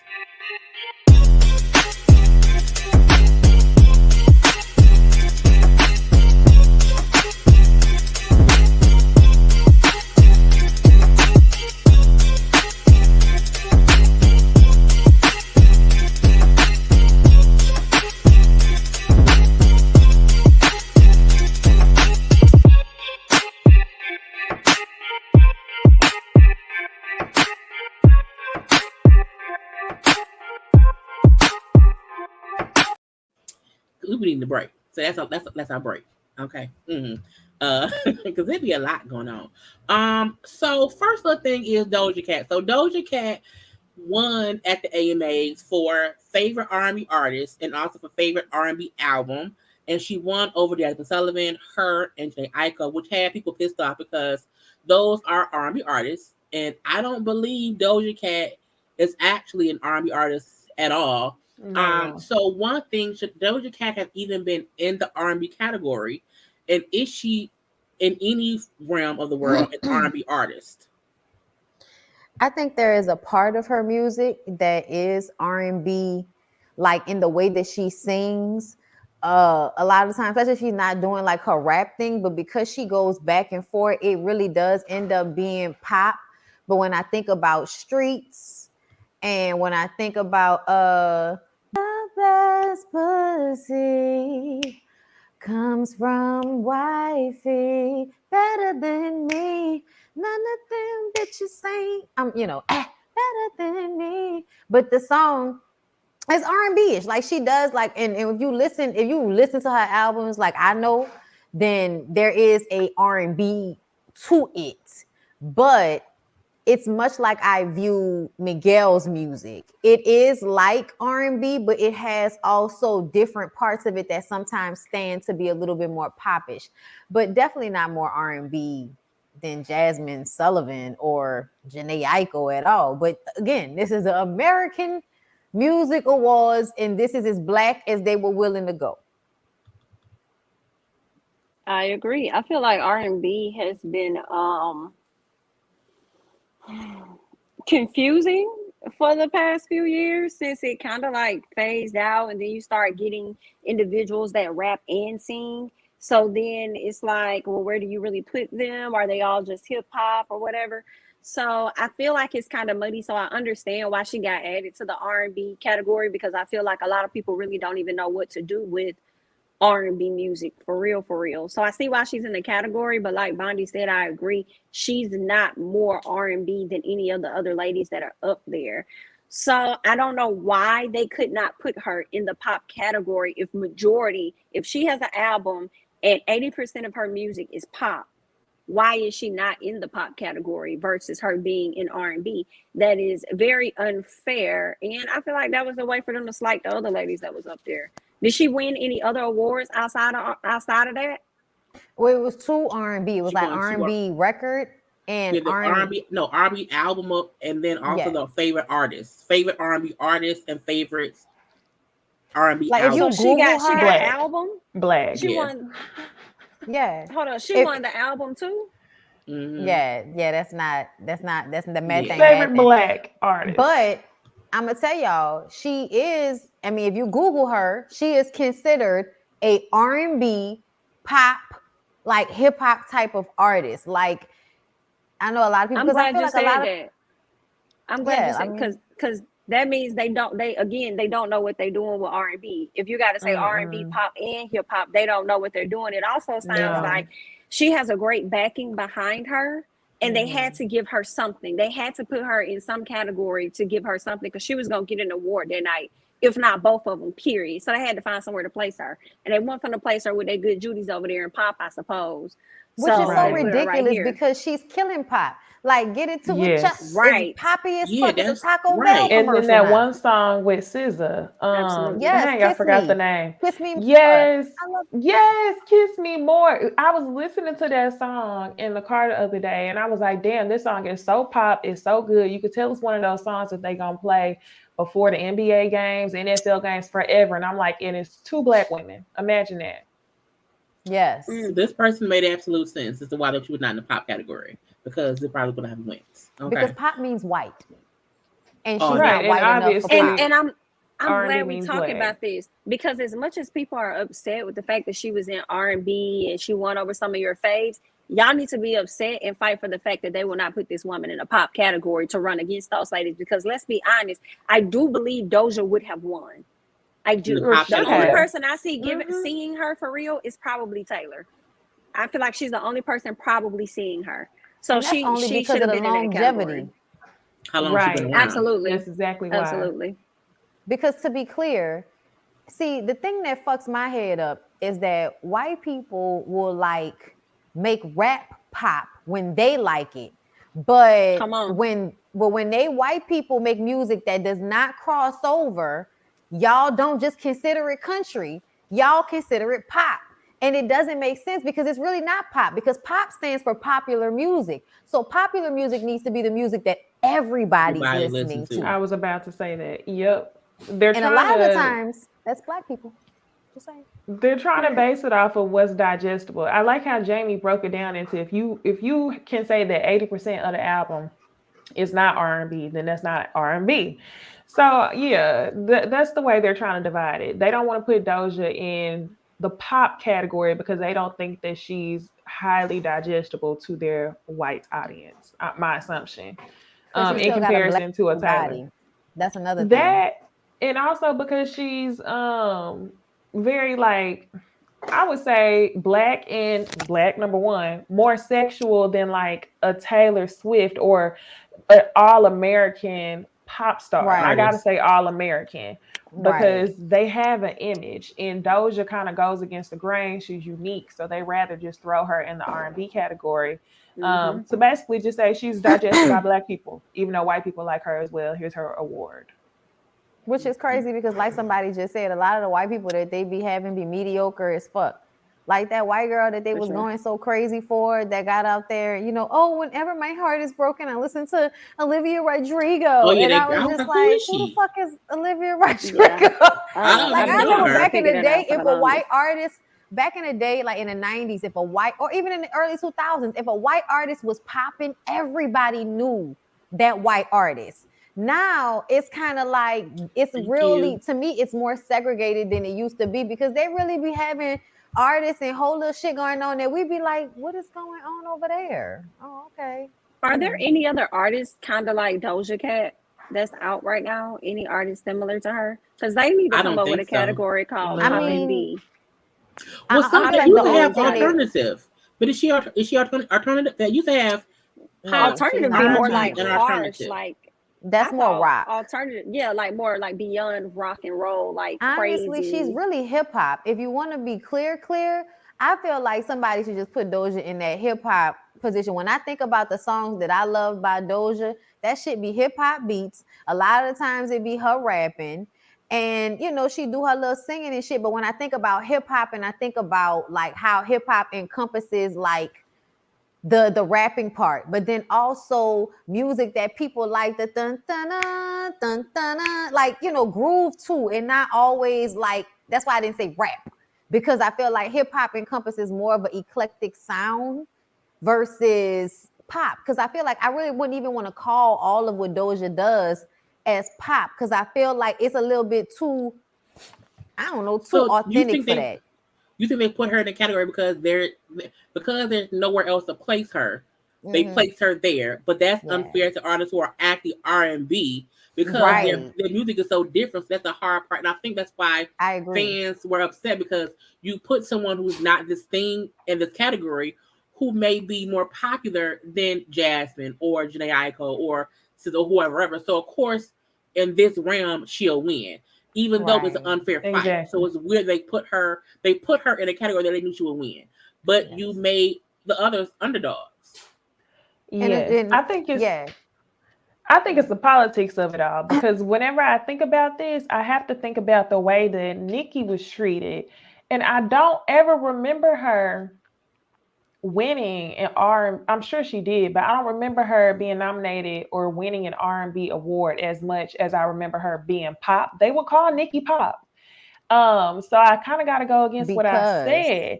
They would call Nicki pop, even though she was Black, sexual, and they would also call Nicki rap, but I don't remember them classifying Nicki as R&B. Because she wasn't I think it has to do with the politics. It's not just the politics, it's because she wasn't. It's like, this is the thing. Nicki, I've said this since I heard Dozja. Dozja is basically an improvement on Nicki's model in a way, for somebody that raps and sings, because Dozja can really sing. Right. So honestly, she's a better singer than she is rapper. Let her tell it. So I feel like that's probably why they put her more so in that category than they would Nicki Minaj, because Nicki Minaj wasn't a real like singer. And also, let's not forget, Nicki Minaj hit white people up as soon as she came out. Like, I feel like Dozja was like kind of way out and, you know, just in her little cliquey or weird bitch era. And now she's becoming more hip hop, more pop. But like originally, she was doing her own like little weird thing. And I think when Nicki came out, Nicki went straight into pop, straight into, hey, white people, look at me. You know what I'm saying? So Nicki wasn't hard. Nicki wasn't like a rapper in that realm of hip hop for long before she crossed over, and then the mixtapes were the only things that were like actually like hip hop and rap. She came out the gate as a pop star, is what y'all saying. Yeah, because once she started hitting, it was like, I don't need to do that no more. The hood got me, but I'm gonna now be over here where I can get some other money. Baby, got this super big. Like, the fuck is that? That girl, what? I'm sorry, y'all. It's Diamond, whatever. And I think Jamie already went for the next little gossip chat part. We have Summer Walker, who went and got her boyfriend. Well, her boyfriend got matching tattoos on their face. His is above his eyebrow, hers is on the side of her face, but they both got each other's names on them. So our tattoos, okay, with your partner's name on it, is it stupid? Is it silly? Is it sweet? Or is it that person's decision? I can say that when I was in my early 20s, I got my fiance's name tattooed on me. It's on my back. It's covered up now with a Black Panther, but we got our names tattooed on each other.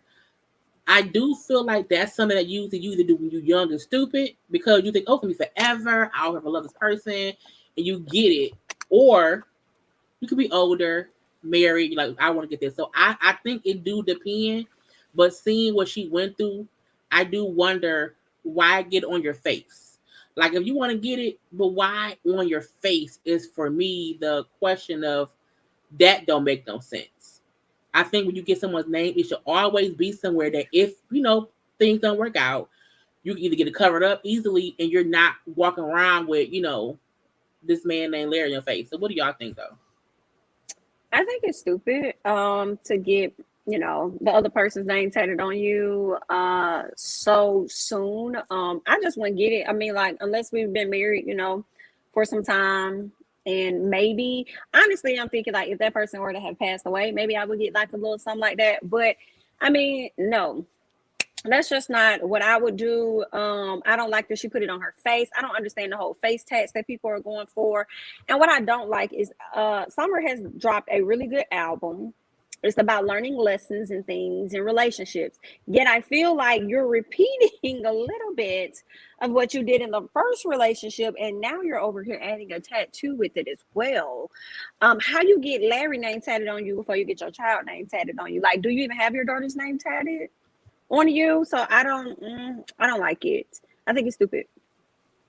For the people saying that, you know, she can afford to get it removed, still, why would you go through this type of pain?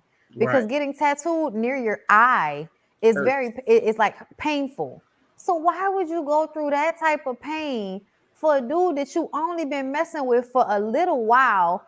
Actually, he's a fucking rebound. You going through post-traumatic stress, you know, and you gonna get a nigga named Larry name tattooed on your face just because later you can get it surgically removed and you'll be sitting up there looking like Soldier Boy when we thought he was about to die. Like, it's so stupid and disappointing and thirsty to me, because like, why is this what you do? This is really thirsty to me. This is, I'm trying to prove my love, like, type of bullshit that an immature person would do. And it's like, when you gonna grow up? You got a daughter. When you gonna grow up?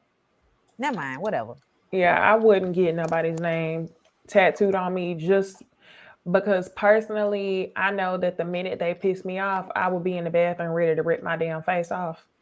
So, yeah, no, I would put myself in some sort of torment the minute they piss me off. Like, damn, my whole face. And let me just get rid of it. Let me do what K. Michelle did and get a whole skull implant replacement. She got a little girl. Oh yeah. It's just, I think for me it was a location that was done for me. I don't, and plus they did that, like, she has a lot of tattoos, and I do think when someone has that many tattoos, another one doesn't mean much to them because they're tatted up. But I do feel like, why did you get it on your face? I think that's the hard part for me. I would think, get something where you can be covered up, put a shirt on, some pants on, put your hair down. You can't cover up your face like that. And it's always gonna be there. Even if you get it removed, it will always be like a scar there from and that's painful too. So it just doesn't make any. I really wish she would have got a tattoo somewhere else. Had it been on her thigh, on her ass, on her back, okay, I don't see it no more. It's gone. But I'm like, whenever someone look at you, they're gonna see Larry. They're gonna see Summer. They're gonna see Larry. When you look at yourself, you gonna see Larry, bitch. Oh my God. And then you don't want to cut your face off. The next album I know is gonna be better than this one she just put out. As soon as I seen this tattoo, I was like, oh yeah, give it about Mary J. Blige, right? Wait for some bullshit. I'm gonna wait for some bullshit. It's gonna happen. Last little gossip thing is a couple of new shows. People getting shows. So, you know, Karen is getting her own show. Key White is getting her own show. We also know that Love and Hip Hop Family Reunion coming back for season 2 with a whole new cast. So are we excited for any of these shows? I am. I feel like the first season of Family Reunion was like a tester. They was like, this is what we could do. I hope season, because there's more people this season, and it do seem like there's many different storylines too. So I like that. It may be more interesting. And then I want to see Kiki, because I feel like we haven't seen Kiki since R&B Divas, really. So I want to see how much she's grown up since then, because I feel like once you've had 8 more kids since then, maturity should come a little bit. So I do want to see if she's grown up at all. And for Karen, I feel like I just wonder what this show is going to be. If it's focusing on her and her business, I can see that being interesting. If it's including staff at a company or with other people, but I don't see Karen, Ray, her 2 kids being interesting to have a whole series. So I'm wondering in what capacity is it going to be in, or who else is going to be there besides the main family. But I'm like, I told her, I like Golden Girls. So I mean, I like Golden Girls. I like Designing Women. I like Matlock. I like In Heat of the Night. I like shows with older people, so I might love it. But I just wonder what's the premise and the point in the cast. So I want to know who greenlit it. I want to know who greenlit Karen's show and thought that this would be an amazing idea out of all of the ladies sitting on the cast. Now, granted, they could have given it to Karen because Karen could have been the only person to export, number one, because y'all know she thinks she's the grand dame. In addition, they probably needed some shows, considering the fact that they had to push Real Housewives of Atlanta back. They probably was like, girl, let us go ahead and greenlit. Let's go ahead and get this together. Whoop, whoop, whoop, whoop. I don't think Karen's family is as interesting or entertaining, but it may be like a funny little show. Possibly. I don't care, honestly, to be more given more access into Karen's life as far as her kids and her husband and her business. Not necessarily. Will I probably tune in and see what it's about? Yeah. If I watch Real Housewives of Salt Lake City, I'll probably tune in to Miss Karen as well. Now, what was the other show that you mentioned? Kiki Wyatt. I'm actually looking forward to Kiki. Kiki can be a fool. She could be a whole Kiki on TV. So yes, I'm definitely looking forward to her coming back. I am excited about that. And actually, y'all, I'm excited about, not excited. I'm looking forward to Love and Hip Hop Family Reunion Season 2 because they got the heavy hitters in this show. I feel like they got all the people we really want to see. So I'm looking forward to that. Y'all done put Sin and Erica at the same place at the same time. And y'all love Peter and Peter. That's what, and Peter. Is that who Sin was kissing in the Safari? Safari and Rich. Yep. Stevie J and Mimi. Girl, listen, I'm tuned in. And then y'all got my girl Brooke back. I don't care what Brooke is on. I'm tuned in. Period. So I'm looking forward to seeing Brooke and Marcus because I have missed them on our TV, on my TV screen. I was mad I don't they left see when they got married. So I'm happy for Brooke and him to be back too. They left right when they got married. So I'm happy for that. Yeah. I don't want to see Ray J and Prinky. So I don't want them to try and finagle their way into the. I don't want to see none of them. Not even a pop-up surprise. We good. Exit out. Nobody asked for it. Bye. Stay over there as Zeus. Don't nobody want you over here. For me, Karen, nobody asked for that. Cut it out. Kiki, just can you keep the annoying ass faces down to just like a slight minimum, bitch? Like I hate when she goes into. I'm just gonna make goofy ass faces look. Nobody want to see all that. Stop. In Love and Hip Hop, I'm super duper duper excited. But only if it's gonna give, because y'all got 11 fucking people on this show. That makes me nervous, because that makes me feel like you didn't have enough story.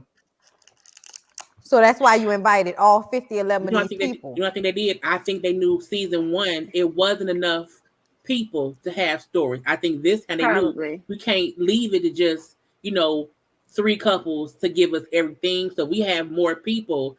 If somebody else don't give, somebody else will. So I hope that's what they did because, that would be smarter for this season. And they brought all the heavy people. True, but what the fuck do Mimi and Stevie J got to talk about at this point? Ooh. And maybe him and Faith. Faith. And I wonder when that was being filmed if she was back with Ty yet. So I do think if that can be, what if Ty pop up? Because remember, Stevie and Ty had beef for a second on social media. So I think that's it's interesting. Something. They're doing another season, yet they have not invited. No, yes, they did. Oh, they had a different family reunion. I'm thinking about the couples retreat. Disregard. They already invited them. Go ahead. Kiki, I had the exact same sentiment, Jamie. I know she could be a fool. So I'm like, I'm trying to see it. Karen. Why? I guess I'll watch, but I just wanted to know why. But then I started to try to reach and jump to conclusions and try to make it make sense. And I was like, I wonder if maybe they're going to start a new trend of this is the graduation off the show. Your graduation is your special. Like Portia graduated to it. Kim Zolciak graduated to her own show. I wonder if they're going to do this to try to thank you for your service. Especially if they can be doing them like we've been doing them since the pandemic with just like a few episodes on a special trip or, something that's very focused versus just whatever's going on in their life. And I do wonder if Karen's show will be on Peacock. I think Peacock is doing shows for Bravo that's not, that you can just binge it, and not really have to need the viewership for it. So I do wonder if Karen's show was greenlit for Peacock. Because we had Candy's show too is coming with the her restaurant, because I watched her little update thing right now, and she said on it that the only person for Housewives of Atlanta they talk about is the Olympian girl whose name I can't think of right now. So I feel like Richardson. Yes. So I feel like Kenny was saying there's other people who are also new this season that we don't know yet. And I wondered, could it be Delicious? Because she's in Atlanta now, she's married. So could she be a friend of she's from with Candy with Candy? And I wonder if she was also talking about, Skin Tone Keisha. So I do wonder what other people is she saying, was on the show, but we don't know yet because they can't say this yet. And I also like that we don't know stuff yet for Atlanta, and they've been filming. So, but I do think Karen show may be on Peacock, and I wouldn't mind it on there. I haven't even watched. Is Portia's on Peacock? No, Portia's on Bravo. I'm honestly kind of scared that the reason why we haven't heard anything is because they ain't got shit going on. Because, like, essentially, I mean, listen, I hope, please come with something. But for the past few seasons, they have been disappointing the shit out of me. Candy said, because they asked her what she thought about the newbies, and she said, well, I can speak about Sonya. And it's like, I thought she was really nice, but recently I found out she can sometimes not be so nice. So I do think it's stuff happening, but I wonder Bravo is realizing too much information is being leaked about the show. Because think about this, we haven't heard nothing about Married to Medicine either, but they're filming. So I do wonder if they're putting a tighter list on what's happened during the season so that we're not bored by the time the season comes around. I hope so. They know. I mean, at least they know they gave us the whole damn season with Real Housewives of Atlanta. By even they were posting pictures while they were doing things on Instagram last season. So yeah, it was like we had already lived it a whole year and a half over. They got too late, I think. Mm-hmm. Well, they've kind of already given us some stuff though. They had they ain't giving us the drama, but they gave us like Marlo link up. They gave us Sheree thinking she finna link up with her man Tyrone. What else did they give us? I feel like it was one more thing that I can't think of at this time. I think it was like 3 things it was Marlo and Drew having to sit down outside of the so they gave us something, but they ain't really we don't know the drama yet though. Yeah, because I don't mind. You muted, Bondy. That was like pictures from afar and shit versus them actually posting about it themselves, right? And Heavenly, I think Drew and Marlo were discussing the threesome, like that stuff that happened before. They're like, we know what happened in a scene, and we ain't seen the shit. Somebody saying in the comments they heard Heavenly got into a fight. I heard that too. I heard that something got physical with Heavenly for. I got beat up. Bonnie, you said got into a fight. They said got beat up. Oh my goodness. Well, because I ain't about to say all that because that wasn't what Heavenly said. But Heavenly said, it was something that she insinuated that something definitely kind of got to that point. It probably wasn't no fight like that because niggas love saying that and you get there and it wasn't even all of that. But I also know that Heavenly also likes to hype shit up. Like she is the hype man for that show. So whatever she say, I'ma wait and see. Yeah. As it could be. So let's get into our TVT talk and whatnot.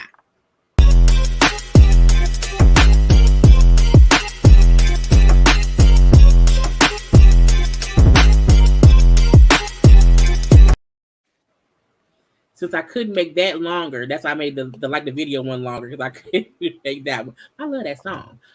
We're gonna start with the show we usually don't review, but it was given stuff to discuss. So for Black Ink Crew Chicago, this last night's episode. So we know this season has been about Charmaine, and her bullshit as a boss at Second City.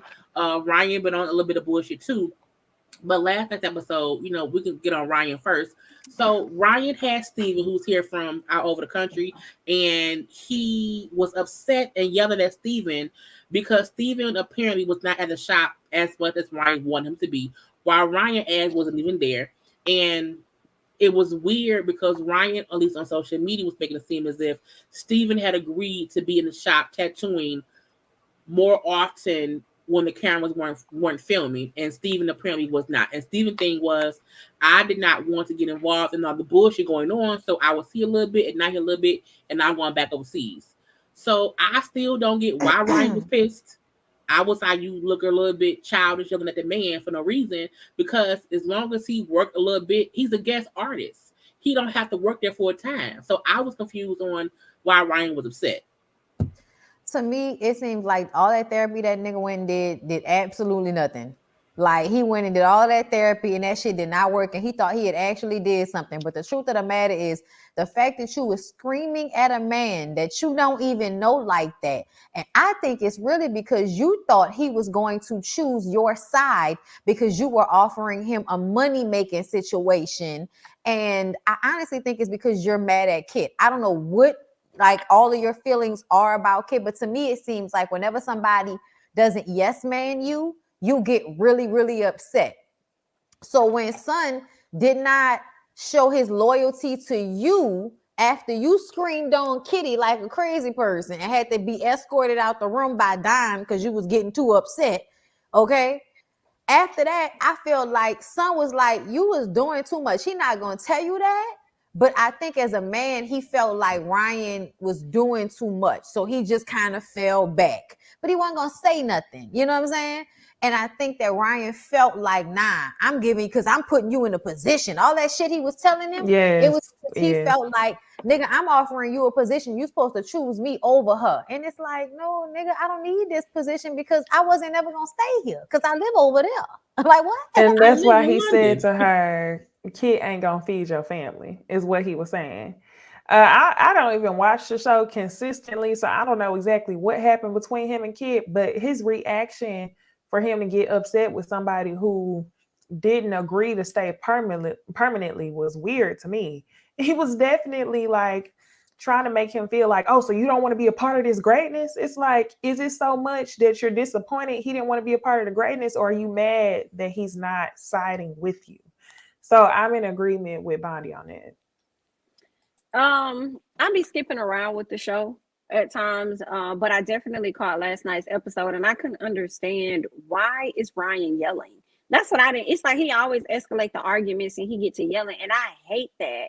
I don't know if he be feeling like he be misunderstood or something, but I'm with Bondy on the whole therapy not helping you. Okay, something's not working out, or at least you're not doing the proper activities that you need to be doing. Okay, you over here yelling at this man when everybody in the cast likely knows that he's going back to where the hell he came from. So Ryan, were you looking for a moment? My other thing is this: Ryan and Kit had some stuff going on a while back. So are you really upset with him for whatever y'all said about siding? He wanted the guy to side with him.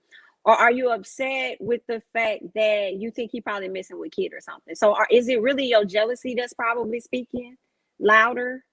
That's what I'm confused about. So I didn't understand. Both, because I feel like Steven was saying, one, I'm on here for 2 weeks.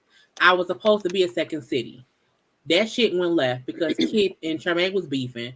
Then the dinner thing, you then beefing with it. Like, it was a whole thing. And I felt like because he's not from here, he probably like, I don't know where to be and what to do. So I'm going to come in when I have clients. If I don't have clients, I'm going to fall back. Because at the end of the day, I think he was staying at Kid house. So I think he was smart to not spend all his time hanging out at Nan Mac. And let's not forget, the time he was there, Ryan wasn't there. So how you mad because I ain't here? And nigga, you ain't here either.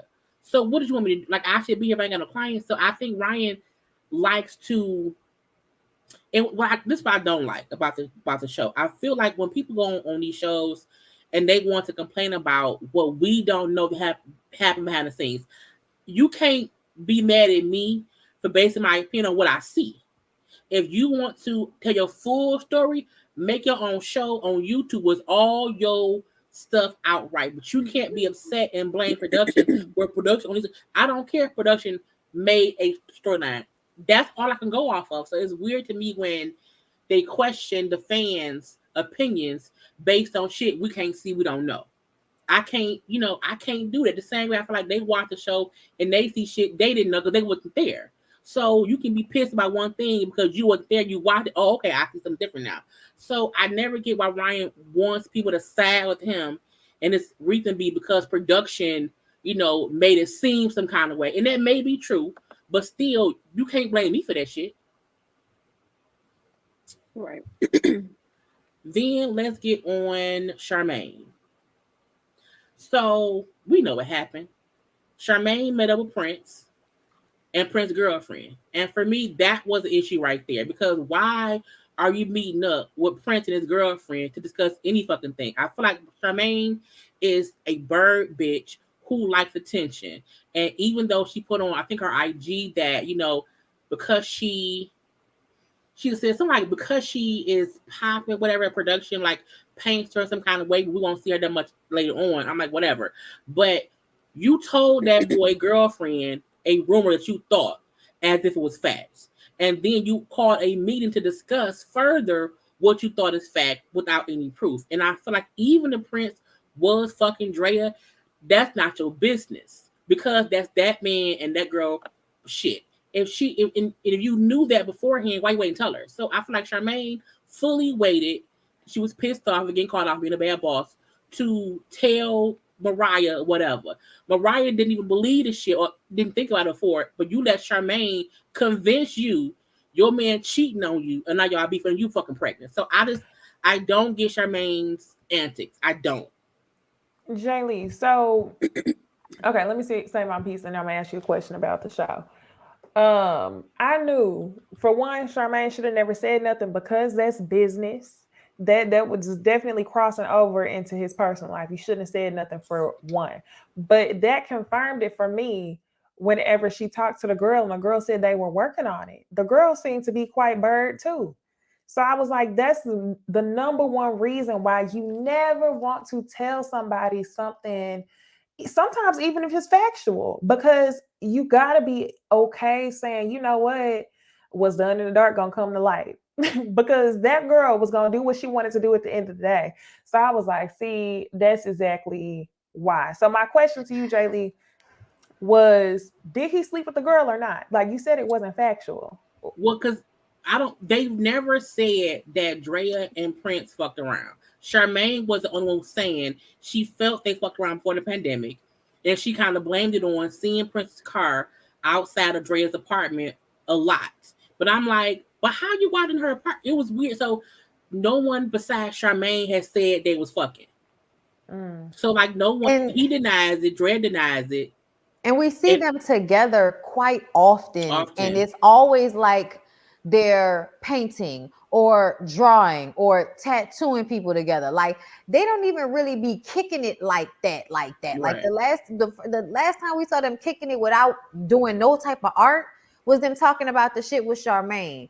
Something about the way Prince is around Drea as well as the way he is around the girl make me feel like he might have fucked Drea, but they not together. Because it makes Drea seem like the type of person that would not fuck with him, and he got a girlfriend and I'm still fucking with him, and the girlfriend coming around and I'm around the girl. She just doesn't seem like the type of person that would have just went along with that. Like they had sex before and they knew it wasn't, right. Nothing, like if it's not on that level no more. But like I'm saying, if she was still fucking dude, like fucking him actively, I don't think she would have been like around a clique like that. Like, cause it seemed like they've been in the same spaces before. But either way, I felt like I think the girl feels like Prince is very attractive and she wanted to hurry up and get pregnant by a very attractive man that she can see that will be successful. He's on TV. I think her friend probably told her, girl, hurry up and let him shoot your club up. Because that's what Charmaine knows what the fuck she's doing over there. Okay. Okay. But I honestly feel like I was thinking about it. I was like, girl, your friend is already stressed out behind this nigga not being there for her 100% during this pregnancy. And you text her that he was fucking around on her. And you don't even have like the actual factual. So you would stress this girl out during a pregnancy while you pregnant. Your daddy, and that's why that shit pissed me off that they throw all this shit in the episode together. Because your daddy died, but you still had the energy to go and do some messy shit when your daddy was dying. But then go complain about the fact that Prince let Drea in the shop when you was at your daddy's funeral and all of this shit. And Neek is so ridiculous to me. I was like, Neek, first of all, Prince, you're misogynistic. And you thinking that talking to Neek was going to help you with some bullshit. You should have got up and got the fuck out of there. I have a question. Do y'all think? Because what I thought was because he was supposed to play Charmaine. Do y'all think he wanted to talk to somebody with that energy? Because I do feel like he's like, okay, let me at least get his energy to a man and not to the woman. Do y'all think that's what I thought it was for? Because he was trying to act like, hey, she crazy. Like I could tell by whenever he first started talking to him and said, "What's up, bro? Bro." Like, bro, you got to understand where I'm coming from type stuff. Yeah. I think that's what he was fishing for. And remember before he kept saying, that's why women came, they got a problem with women brand shots. It's like, yeah, but you took advantage of that woman and set your ass in there not paying no motherfucking booth rental and working for free during the pandemic and all of that. Like, I just feel like Prince is fucked up too, because the truth of the matter is you seem like you don't be on your shit like that in the first place. Oh, girl shouldn't have been running to get pregnant for you. That was her dumb ass bad, okay? And she seems sloppy like Charmaine, like, ditzy sloppy bitches that do stuff like get pregnant for niggas that they think is so attractive so that they can always have a connection to him. Even if they don't stay together, you gonna always be the baby mama, so the next bitch who he fuck with, you gonna be like, yeah, but that's my baby there, like that type of mindset up in here somewhere. Even though I had felt bad for her at the end when she was talking to his brother, but I was like, that nigga brother ain't about to be on your side. And that's another thing. That's when I started laughing my ass off. When she was talking to his brother, I started laughing my ass off when the brother said, nah, okay, for one, I laughed my ass off when he pulled out in that blue Charger, because that's where you fucked up. Any type of Dodge, Camaro, Charger, that's a fuckboy car. You should have known that from the beginning. That was bird behavior. So the way he skirt off on their asses, I was like, damn. Then at the end, whenever the brother was like, I'll talk to him, I was like, bird behavior. Ain't no dude gonna influence his friend to do right. He gonna do wrong if that's what he want to do. It was a mess. I'll talk to him for you. Jamie? I think that Charmaine was just putting 20 on 10 with a lot of stuff, from Kit to Andrea to old boy, because you're going through stuff, because your dad, you're about to lose your dad and you're pregnant. You just got a lot of stuff going on. So I just think that was messed up. I also think it was messed up for her to bring that information to her friend, pregnant or not, without having hardcore proof of what was really going on. You just speculated. And as Necey said, you got to be careful with that stuff, because friends are going to do what it is that they want to do anyway, considering the fact that old girl told the dude outside that I was going to let that go. Like, I wasn't even tripping off that when it came to Andrea. And then she followed it up with, I'm a real BIT. And I was like, so you a real BIT because you was going to let go of the fact that he was messing with somebody else? Like, that don't even go together. So it was just an awkward situation, very messed up on Charmaine's behalf. But when I finished watching it and I did see him skirt off and her talking to the dude, I feel you 100%, Necey. I was like, this dude ain't gonna go back and tell this man nothing. And then I was thinking, like, so you still gonna keep that baby? Are you still gonna keep that baby when he's already showing you a bit of how he operates and who he is? Like, he couldn't even calm himself down. So it's like, I can imagine what y'all disagreements look like if he can't even calm himself down with Charmaine, even though Charmaine was disrespectful and called him out his name. Man a bitch, right? She did. She definitely called him a BLT. And I'm just like, he didn't even try to like tone it down just a little bit or just go ahead and leave when he could have left. Then he kept asking her, you gonna stay with me? You gonna stay with her? You gonna stay? First of all, why are you asking her that question when you wasn't even answering none of her calls just a few days ago? Like, are you serious? And then you want to ask what's she gonna do? Child, because he was always mad. He was always mad that she listened to Charmaine in the first place. So when he showed up there, that was an opportunity for both of them to correct this situation as far as he was concerned. And low key, he wasn't wrong, because Charmaine should have never brought that shit to her, and she damn sure shouldn't be listening to Charmaine, because Charmaine is being vindictive. You know what else though? When I was watching it, I was like, Charmaine, why would you do that when you know what it's like, especially considering the fact that you messed with Dawn. Ooh. And he already had a whole nother, he had his girlfriend. So it's like, and they accused her of fucking Van, and it was a rumor. And did. So it's like, why would you do that? She turned around and did that shit to Kitty, laughing at Kitty fucking fees and all of that. That she was used, she wasn't work, that type of work. And that what made me mad about her is that when I tell y'all she like them Slidell girls, it's like the black girls who just want to fit in so bad. So they go to schools with mostly white girls, so they learn like how to act from white girls. But then if they are somewhere else, they'll try to act like, oh, I'm from New Orleans, you know, and all of this type of shit. But really, no, bitch, you from fucking Slidell. Act like you from Slidell, because all of that calling people ghetto and talking down on people and you know, just carrying in the situation. She kept trying to act like everybody is so loud and ghetto. Why are you like this? Like, stop being so ghetto. Like, she kept saying, and that shit, and she said she did that to him. She did that to Prince when they was talking too. And I was like, every time he tried to hold her accountable, she would throw it back to, but you not being there for Mariah like you supposed to be. You ain't helping my friend like you. That ain't got nothing to do with what we talking about. I think that's how Prince got so upset, because I think his thing was, I was talking to you about the tattoo shit, about the shop shit. You then took it to I'm fucking Drea, and then told my girl I'm fucking Drea, which caused issues in my house. I do feel like he thought you took this shit to a whole other level, and you won't acknowledge that. And I think he kept getting more and more pissed, and the bitch comment is kind of like he was like, okay, now I'm over it. But I mean, Charmaine ain't shit. I just can't see.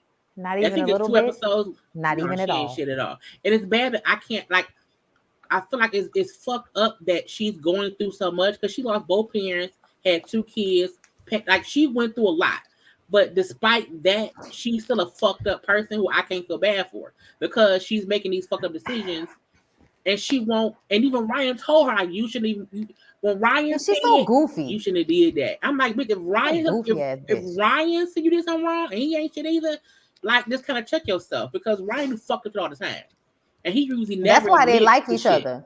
That's why they like each other, because I think that they see similarities in one another. Yeah, like she's a pick-me.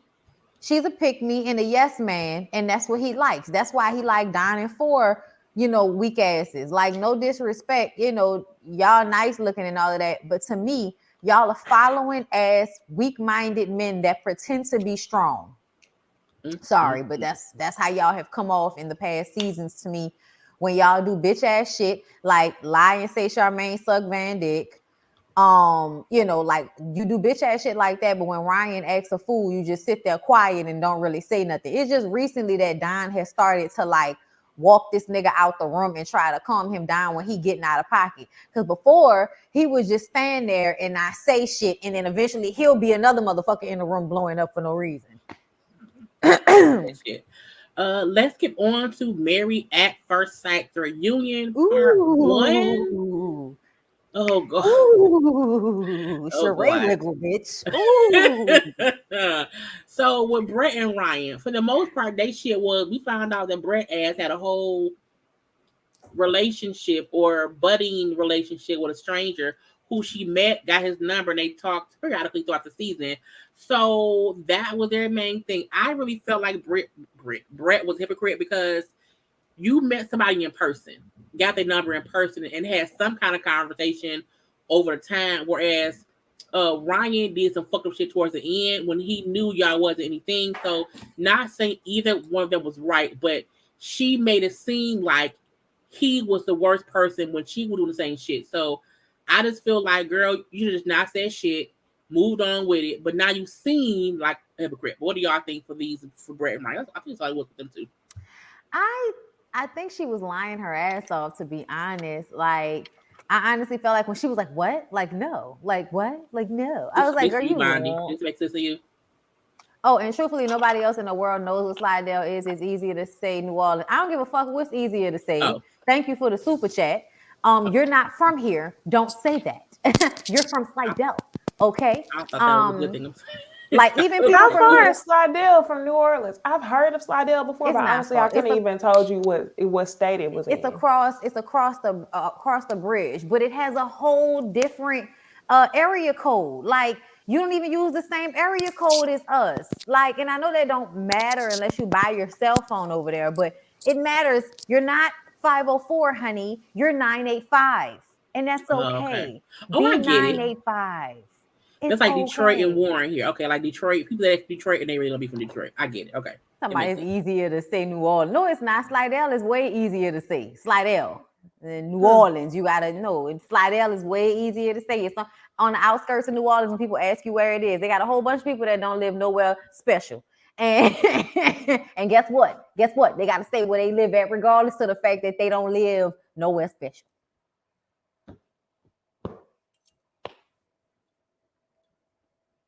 Did you finish your comments on Brett and Ryan? You was talking about Brett and Ryan. Yeah, I did. Brett and Okay. Ryan. Yeah, I believe she was lying her ass off. She was lying. Like, bitch, you was talking to somebody during this process, and I'm not mad at you for doing so. Ryan, you trying to use that as a leg to stand on? You don't have one, sir. It don't matter what she was doing. You were tapped out the entire time. As soon as you didn't see a tall, blonde Victoria's Secret model looking bitch, you tapped out. So guess what? Nobody cares how you feel now. Yeah, Brett was definitely trying to manipulate Ryan because that explains why she was so damn calm when he got caught up on the app. I think she was just waiting for a moment to be like, okay, so you don't like me. Like, okay, you don't like me. Cool. But yeah, she was just as bad as him. But at the end of the day, like, I don't feel like it was even really bad because y'all just was not for each other at all. So she wrong for trying to expose him. I think she just wanted to pinpoint a moment where it was like, aha, you don't like me. And I caught you, even though you didn't want to say it to me. Yeah, she was wrong for trying to play that role like he was the one that was wrong. I feel like earlier on they already knew that. So they both about started to explore other people. It was just that she didn't like the fact that he matched with her friend and she felt like she had some leverage over him. So she brought that up in conversation. But girl, y'all been doing what y'all want to do out here in these streets. I'm glad it's over. Me too, because it was old back and forth. Y'all, but not Ryan's sister looking like Ryan with a wig on. I was shook when I seen her ass sitting on that stage. Are they twins? Have to be. I don't know. She looks I was like, that's his face. It was copy paste. I was like, I'm so uncomfortable. If I was Brett and I would have saw his sister, I would have never ever been able to be attracted to him. Ooh, help me. Jesus gonna fix that. Rachel and Jose. So they're currently separated. They separated about a month ago because their reunion was filmed 4 months after decision dates. They were together for 3 months and then separated for like a month. And she was like they was arguing a lot. You know, it was different without the cameras and without the experts helping them. How she did not feel like his home was her home because he kept asking her like to unpack her shit and she had too much shit or whatever. So she did not feel like it was her space. So she moved out to her mom's house, but they're trying to currently date, work it out, get back together. Oddly enough, I do feel like they should stay together. I do feel like out of all the couples, they do seem like they're the only ones trying to really go at it for real, even though they have issues, and I think it maybe killer. But I do think if they try, they can make it. But I also don't feel like it's gonna last because Jose is such a stickler for how he wants things, and Rachel would never fit into that mold. So unless he changes, they're not gonna work out. I don't see any. I mean, they may work out. I mean, that's fine. I don't see nothing wrong with them kind of like taking a step back and getting to know each other the way that they are. Because I don't feel like they really got that. I feel like they just jumped right into it because they were married. Oh, let's kiss. Let's start touching Philly. Let's get into the sex and all that other stuff. So I think them taking some time apart from each other and like rebuilding that foundation, it may actually work out for them in the long run. Rachel and Jose? Can't hear you. Oh, there you Rachel and Jose? Mm-hmm. You think they gonna work out? I think it could work out. It could. Girl, I think he's singing "The Boy Is Mine" about Johnny. I can't. I can't. You need to give it up. Listen, had about enough. It's too hard to see. The boy is mine. Listen, I don't think he wants Rachel. I don't. And I think it's all been fugazi the whole time. I think that if I know men like I know men, he was able to have sex with her and have that physical part of the relationship because I think he might just be a physical person. But ultimately, I don't think that Rachel is even the type of woman that he would want to pretend to be his beard the way he tried to make it out to seem. I think he was going to take this opportunity to get a free beard. But ultimately, I think he was going to always find a way to pick her apart. And she was never going to be enough. Like, it was always going to be an issue. So, yeah, she had to go. Exactly. I agree. I'm in 100% agreement. I say that every single time. The only reason why I felt like Jose and Rachel seemed to click so well is because Rachel, She seemed kind of clingy. She needs somebody. And Jose was going to cling to her because he needed a beard, just as Bondy said. I think that's also why we see Jose doing whatever it takes to get his woman back, because that was his plan A. That was his easiest way to get a wife. So if he needs to, pay to go overseas for his wife to stay, then that's just what he gonna do. Rachel, I don't know. I don't know if she's actually going to leave him. I think she just is probably throwing a fit for now until he acts like he has some act right. And then she'll be back over there with him and they can both live with each other out of convenience for what the other one needs. Did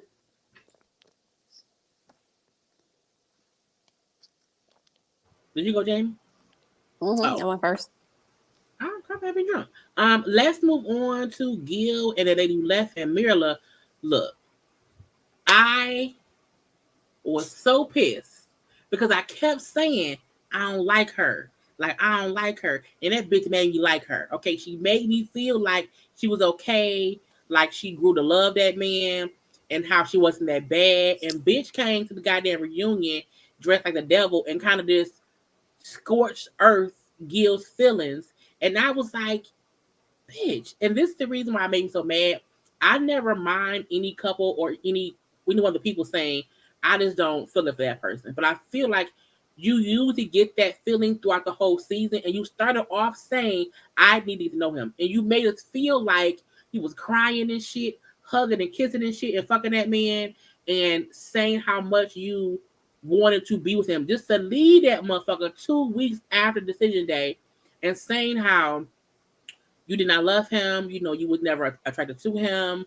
You said how he was not happy with you. So you left him to make him be better.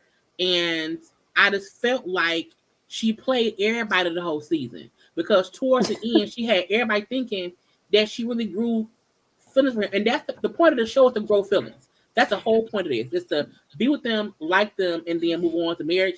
You showed us that shit and was smiling and came in last minute and said, I don't want it. I never did. And that's what it is. And Gil's so sad and in therapy because he was sad. And I'm like, bitch, you hurt Gil's feelings. I was upset. What do y'all think? I was mad. I think those tears that we saw from Myrla was the tears of her knowing that she was going to eat this man alive. Like, damn, this is such a nice man, but he ain't got the coin or he ain't got the lot. We did find out that Gil made $100 more every 2 weeks than Myrla as well. So I thought that was interesting. And that definitely put things into that put things into perspective for me. Cause I'm like, what is Myrla doing with her money versus what is Gil doing with his money? Because it's like, how is Myrla saving while still living a life of luxury where Gil is not really saving? Is he sending all that money? He said he was sending money home to his family. And they do that sometimes when they have family over back in Cuba. So that's what he's doing. But anyway, Myrla, I think she actually was growing feelings for him and she knew that she had a man that she probably didn't deserve. But after 2 weeks, you should have never had the man sell all his shit. But I feel like she always had a gut feeling that it wasn't going to work because he wasn't going to live the lifestyle that she wanted. What pissed me off, though, was that she hopped on social media and used the word, oh, you're projecting your insecurities on me, because that's what we had all been saying this entire time. So I hate that she felt justified through the things that people were saying on social media, even though it did feel like he was projecting. Myrla also is a city girl, and she also looking to secure the bag, which is why I think she's so close with Johnny now. So I'm going to just say that I would feel bad for Gil if I did not remember how he was constantly telling her about how annoying she was, about how much she complained, about how she was such a brat, about how she was such a diva. I mean, sometimes it would seem like he asked her something and she was like, I wish it was longer. And to me, when somebody says they wish something was longer, that means they had a good time and they wish they could have did that shit for longer. That's a good thing. That's not necessarily a negative thing that somebody says, damn, I wish I could have did that for longer. And he automatically goes to, oh my God, do you ever not complain? So a lot of the times I felt like she was eating that shit up. eating that shit up. Because she would just sit there, she would just get quiet. So I do think there was a point where she was trying, and I think he started to let her know in so many ways that he was going to resent her for the lifestyle that she wanted to live versus the one that he could probably afford to have. So I think essentially she might have done a lot of the shit she did out of spite for the way I think he would kind of low-key berate her and talk bad about her. Not only he would say it to her, but he would say it to people on the cast. He would say it to anybody who would listen about how she's such a brat and, all she does is complain. So, because somebody, I forgot who it was who did a video showing like how many times throughout the season we had seen him talk bad about her to other people or just to her. And I never really recall her saying anything that bad about him, except for the fact that she wasn't going to change her lifestyle. Like, besides that, she never really spoke bad of him at all. And it made me like think maybe she really did try, but then ultimately, you ain't about to keep berating me, broke ass nigga, sitting up here talking about you in love with me, but then every time you turn around, you pointing out the main thing that you can't stand about me over and over and over and over and over again. So I don't feel that bad for Gil, but I do think it's fucked up that she let him sell all the stuff first. That right there makes me feel like there was some malice in why she did what she did, because that seemed fucked up to me. Yeah, I was just surprised because she said yes at the decision day. Looked like she was damn near watery-eyed. And then she sat down with one of the experts and she was crying her eyes out about how happy she was and who she found. So it was just really shocking to see that a few weeks after that, she just pieced the hell out. And I want to know what happened. I want to know if they had an argument for real, if she watched the show and came to terms. She fucked him. And I don't believe that she would have fucked him if she didn't really have some type of attraction to him. Now that you're saying that, like they had sex more than once, right? Like, yeah, she did like him. I think so. But I think ultimately it was their lifestyle. I think it was a combination of seeing stuff on TV and always in the back of her mind. Like, I feel like her first instinct was to put lifestyle over love. And she was influenced by the other couples, influenced by the experts to choose love over her lifestyle. And 2 weeks after filming, she was like, this ain't what I want for myself. Because I feel like she tried to give it time by allowing the 2 weeks. Because she could have just, said no at decision day. It maybe would have got a lot of attention. But fuck, everybody else said no. What difference would it have made at the end of it if she had said no during decision day? Everybody else did except for Jose and old girl. So I feel like she could have said no. But I really do feel like she wanted to see how it was going to be after the fact. And I think he might have been even worse when the cameras weren't around, because Gil is a charismatic politician type nigga. So like, I think he very much is aware of how he comes off in front of people and in front of cameras versus how he will talk to you and handle you in private. Myrla fucked up her. No, we're not gonna blame Gil. We're gonna blame Myrla. Myrla, I think Myrla has her flaws, and I do. When he said how you say that you're not this or that because people in your life are just like you, so she may not be used to hearing how she is a fucking brat, and so that can be hard to hear if no one's ever said that, but it doesn't mean it's not true. How many times you gonna say that to somebody though? He said that until to her a lot. being a brat. That's not how that works. But I just feel like, why 2 weeks after it all was said and done though? So it makes me think that she liked him, but I don't think she was that deep in like with him, because if you want to see how it goes, I just expected maybe another 2 to 3 months to see how it goes. But she only gave him like 2 weeks. So that makes me think that she was already on the fence about him, but still kind of liked him at the same time. Like, I like him enough to do this. I like him enough to do that. But overall, do I really want this to be my life? I think things probably got real for her once the cameras went away. That has to be what it was for her. Like two weeks after, life got real for her, and she was like, yeah, no. I guess she just couldn't shake the lifestyle thing. I really think it might have been like an incident, like maybe not like, no fight, that's what but like maybe, that's what when you were saying that earlier, I was like, it probably was actually like something that happened that triggered the, oh no, I can't do this. Even though she was feeling that the whole time, I think she might have been really trying, because I do think that she allowed for him to like, get it up out of her. You know what I'm saying? She could have not fucked him the whole time. She could have not kissed him the whole time. she was very much clear that she may not want to be with him at the beginning. She really was, which is why I don't understand why she would have been trying to fool anybody when at the beginning she wasn't even acting like she was that into him. Speaking of trickery and bullshit, let's get on to Michaela and Zach. Oh girl, Michaela missed their segment. Did I miss let's just run it with them because I feel like crazy. The bad thing is it's like neither one of them is right in any situation, and it's like it's blame to be placed on both on Zach and Michaela. So it's hard watching them both blame the other one when they both have done fucked up shit in one way or the other. And I'm like, I really wish they would have just separated in the beginning. But because crazy dick attracts crazy pussy, they just kept going at it back and forth. And when we found out that after he just said that he wanted a divorce, he then asked her to come over. She stayed there for 8 days, and they fucked for 8 days, and she was cooking and cleaning and all these things. And I still felt like, but you knew he wanted that. You knew he wanted no commitment, but still fuck you. You went with it, but you come to the reunion and you pissed about you going along with the thing we all said don't make no fucking sense. So it's hard for me to feel bad for her or him because he also know she fucking crazy and you don't want her, but you want to fuck her. So you can't be upset if she's upset that you are using her for puss on the low. So I was just like, I want them to go away from me forever and get out of my fucking face. Can we talk about him lying about them having sex at the 1 month anniversary mark? We all called it. It didn't take a damn rocket scientist or a psychic to figure out that y'all smashed. Y'all was so hot and cold. Even when y'all went on the retreat, y'all was ready to smash because that's why you was talking about, can we sleep in the same bed tonight? He literally is Chris for me.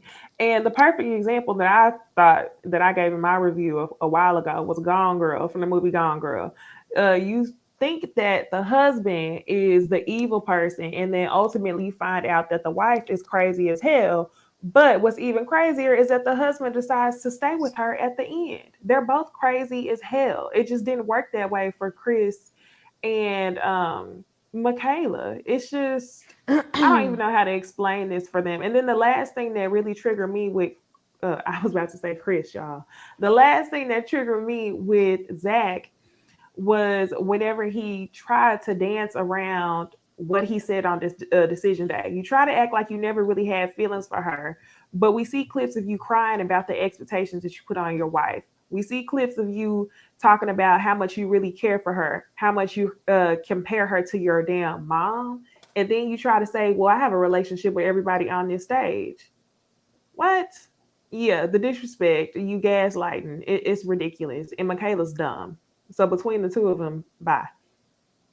I mean, we knew she was thirsty when we first saw her because of the way she was acting at that fucking wedding. Like, she's thirsty and a pick-me, which is why she was so, willing to play this nigga's concubine / wife. I don't know how you do both of those things at the same time, but somehow she figured out a way to do it.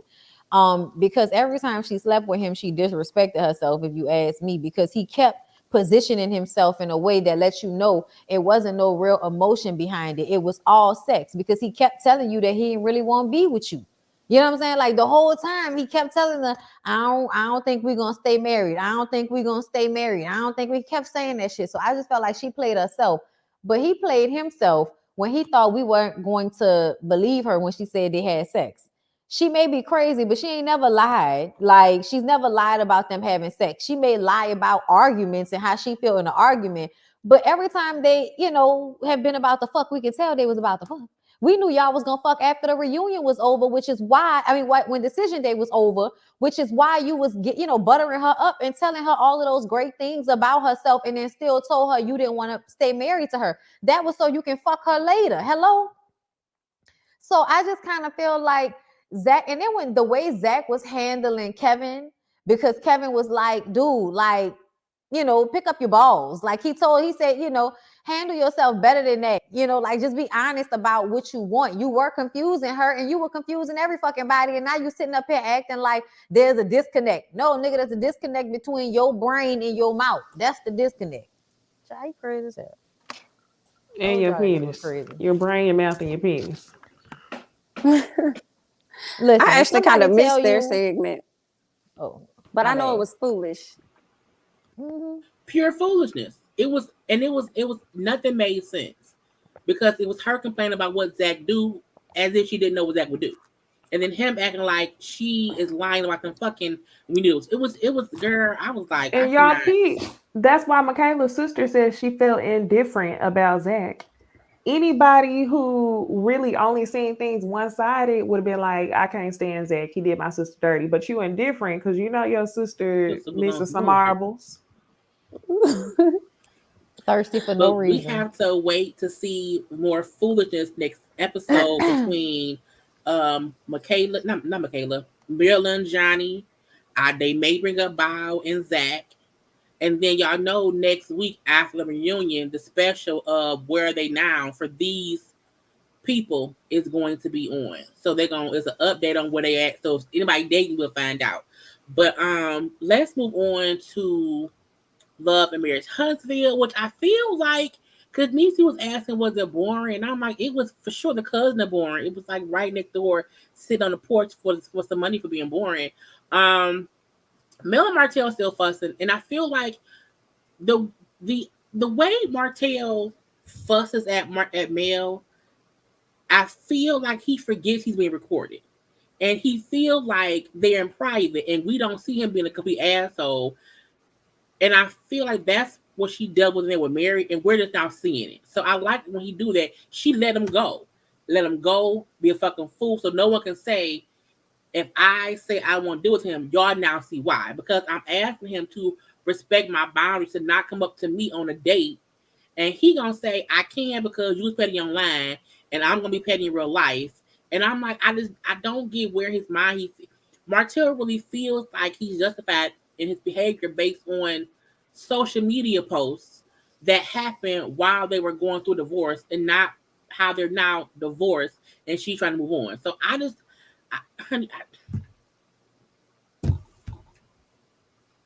I didn't like Martell's stance. His stance, the way he was standing up there holding his hands, gave me a stance of a dude that's ready to swing on somebody. Yep. I didn't like that at all. And I also didn't like the fact that he was outside of the dude's house that he was doing construction with or help working with. And you out here keeping up this ruckus out here. I also didn't like that Mel came over to where he was. I'm like, you couldn't meet him somewhere else at your office or somewhere else, like outside of that. Like you came over there to have a conversation, but you know how Martell is too. You know how he's gonna respond. You know he's gonna be ignorant. He gonna do this, that, and the other. So I feel like nobody was really right in that situation. But I felt like Martell definitely was doing too much, and I ain't really like the vibe he was giving off. It definitely made me question whether he's gotten physical with her before. And that's not the first time that I've questioned that. When Marceau went in there and got him when they went on that trip to Vegas, like that also made me feel like, has he gotten physical with her before? Because everybody kind of had, bear hug was like, I'm gonna put my hands on you. Like, all right, damn. Not to say that I think he has really done that, but it's just something about the energy of the way he was standing and how loud he gets that makes me feel like if nobody's around for real, he'll absolutely lose control. Because he doesn't have that much control of himself as it is. Like they said that he ran up on Mel outside of the restaurant, meaning he was walking in because he had a business meeting, and then she was walking in with her date. And he stops from going to talk to the business meeting to take his phone out and record her as if that was supposed to do something. I was like, so you once again missing out on money and on business opportunities so that you can follow behind Mel being mad because she brought somebody to a restaurant y'all like in Huntsville, nigga. In Huntsville. There can't be that many nice restaurants in Huntsville, but whatever, child. He a fool. Especially since he said me, you, and the kids went there. So you know it ain't that nice if they was bringing the kids there often. Because I feel like you save the extra nice restaurants for the adults only. Mm-hmm. And then he got super disrespectful whenever Mel said, yo, ugly ass hoes. And he said, you compare, they compare. And I was like, no, sir. Definitely got the feeling that he probably has gotten physical, because the thing about him is there's no stopping point with him. Literally, if Mel did not get in that car and pull off, they would have been there till the next day. I was like, can you imagine how loud they are? Like just the houses that were around that you could see in the background. And y'all are building a home. I would be looking out my window like, who the fuck moving down the street for me? Hold on. So yeah, it's something real scary about Martell. He needs intense therapy. And with the way he screams, do you really think the kids have never heard the specifics of what the fuck is going on? Exactly. Because he was getting louder than her. I feel like Mel was like trying to not really yell, but then she just had to start yelling because he was so loud. He was over talking her. Yeah. So it's weird to make. I get that when people get divorced, it's tension. I get that.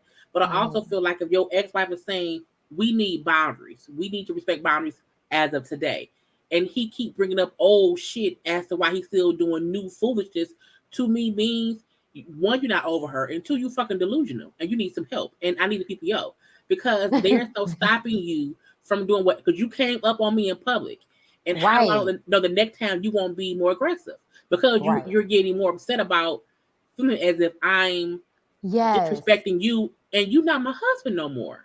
And you disrespected the dog shit out of me. Disrespected dog shit.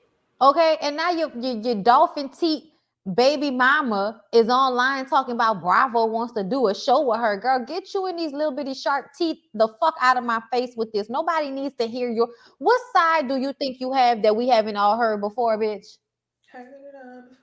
And then what's next is that he gonna pop up in her music video thing.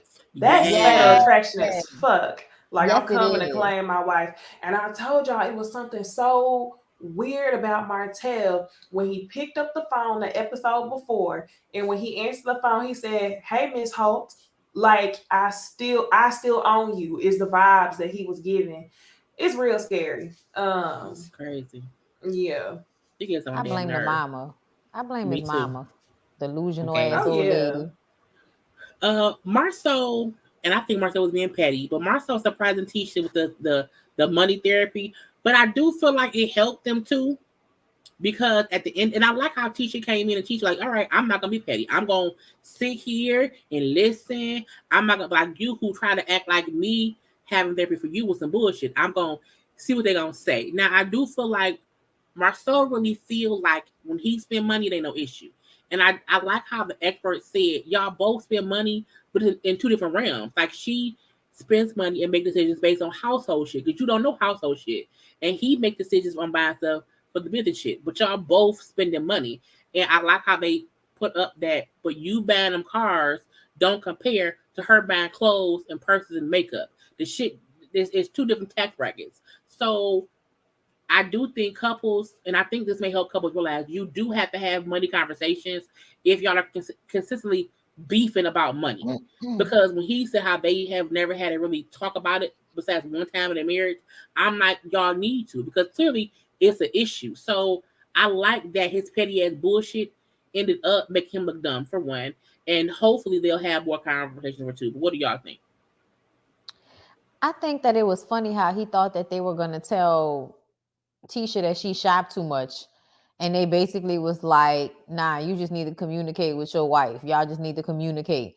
Because it made me feel like, isn't that the same thing that Lewis told you? And y'all was like, shut up, Lewis, you don't know what you're talking about. And Lewis has said the same thing. You need to learn how to communicate with your wife. And I feel like most of their issues is him not being an open and honest communicator, meaning he doesn't listen with the spirit of, I'm actually trying to listen to my wife. He listens with the mindset of, okay, let me hear what she's saying so that I can figure out how to counter what she's saying or what she wants. And that is exhausting to me. Instead of just being what you need to be, you're pretending to be what you need to be and then putting on a front. And I think that's exhausting, that this is what you decided to do with your shooting time, is to have somebody come over there and look through you and your wife's trifling bedroom so that they could tell you that y'all need to have conversations about what y'all need to do, which is what Tisha was saying the entire time. We need to talk. And then y'all always make these appointments. Oh, great, babe. Now we've made the appointment. Great, babe. It's like, do you really need to like have people come into your trifling ass house to tell you that y'all need to sit down and have a conversation about y'all budget, my nigga? Like, that's y'all wasting our time. And if y'all not gonna get to the nitty gritty, I really want to add another couple and maybe make them just a friend to the show or something, because I feel like a lot of these people on this show aren't giving. That's why Mel and Martell got to argue every fucking episode, because nobody else is doing anything as it pertains to their relationship. Kimmy and them are doing lightweight work. They the only Kimmy and Maurice are doing lightweight work over there, because at the end of the day, Kimmy really do have an issue with that man being, you know, an old head ass nigga. But outside of that, I feel like nobody's actually giving the way that Martell and Mel have given. Not to say that that's a, you know, what anybody should be doing job, but still, like, we need something else. Cause that shit, I was like, man, get this shit out of my face, bro. Agreed. I thought the money conversation was good for them to have. Didn't really think anything else, because like Bondy said, it's not giving. It was not giving. And I feel like this is probably the part where I was like, the episode was boring. So yeah, wasn't giving what it's supposed to give. The only thing I didn't like is him trying to compare her makeup and her purses to the cars that he had just purchased. I don't think that they are the same in any capacity, so I didn't like that. But I'm glad you brought up the show not giving, because I also mentioned that myself. I was just wondering, like, okay, next year, what y'all giving in the next season? What can we expect in the seasons to come of Love and Marriage Huntsville? Because this Mel and Martell beef is kind of getting a little old for us a bit. So are we going to see them progress in any fashion? Because I don't want to go into another season of them arguing. And then what else is going to happen? Are you going to open up Tiffany, Destiny? Is somebody else going to step and rise to the occasion?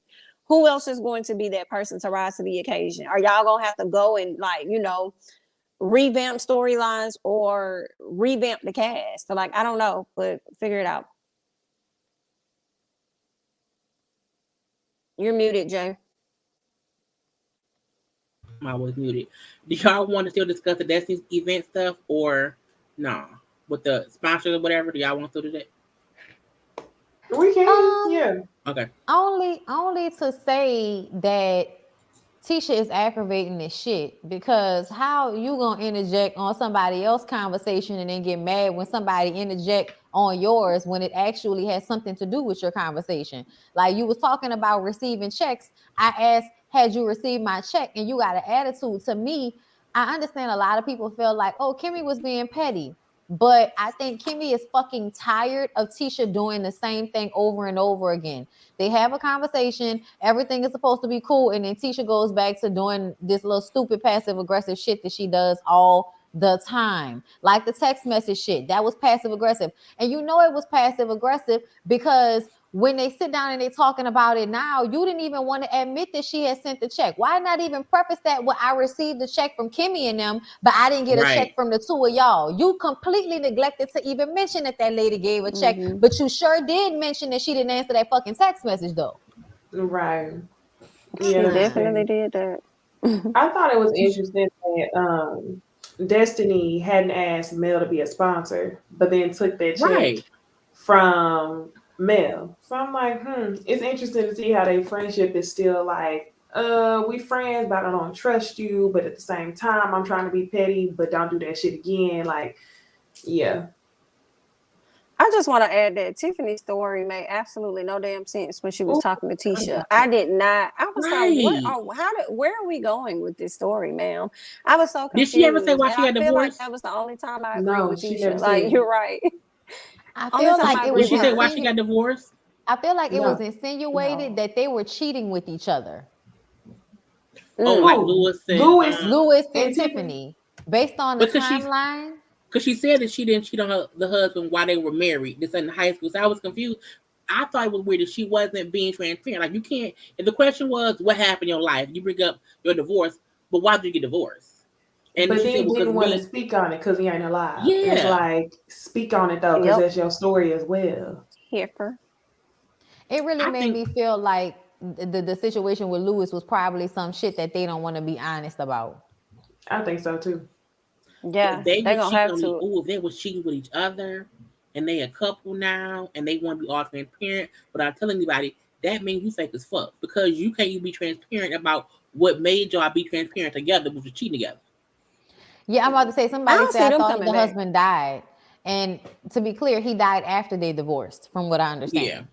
Yeah, he only Yeah. died a year ago, I think is what she said at the beginning. A year ago from the time that they filmed this. Right, and she and Lewis have been married for a year. When they had that anniversary thing. So that should just let you know. Yeah, I don't think come back next season either. I know Jamie just said that. I don't see them because I feel like they didn't really give much, and what they did give, it was kind of like petty. So I mean, I guess we'll see what happens when the reunion come around because that should be out in 2 weeks. Because next week is the finale, so the reunion should be the week after that. But other than that, I did not care about Kimmy trying to spell that static rumor or the extra meet up with Maurice at the end. But it was weird for Destiny to give Kimmy the damn honeymoon. I was like, I don't need you to give me a honeymoon trip. Leave me alone. Shit, I don't know why everybody feel like that, bitch. Give me all the free vacations you want. I'll take them all. Thank you. For the Real Housewives of Potomac, the season, part 3 reunion that came on Sunday. I feel like the reunion did not need to be 4 parts. I do feel like they added a 4 part because Nicki was there and she gets her own part of it. They did say that the ratings for the 3rd reunion was the lowest out of the 3.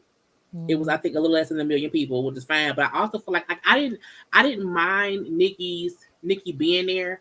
But I also felt like we just didn't need to be 4 parts. I think it wasn't enough storyline of the season for a 4 part reunion. That's why I feel like people may not be still watching because we're talking about the same thing over and over, just from different perspectives.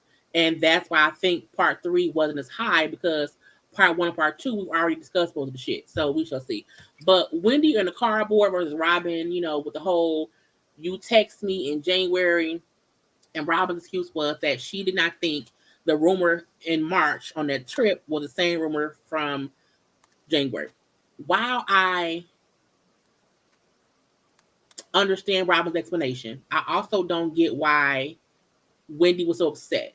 I like that Robin said you wasn't mad in January, but now Wendy's so pissed, and I do wonder why she's so pissed because if it's not true, we know that blog is not credible. So I got Robin's point in. You were so pissed off, I assumed it was something different.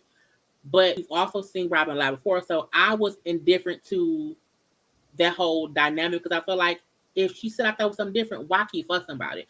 But what did y'all think about that stuff?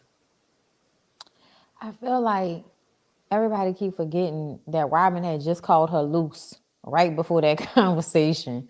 Like, all of the attacking Wendy's character and saying she had lack of substance and calling her more loose now. All of that shit had happened right before Ashley came to her with that bullshit about her husband.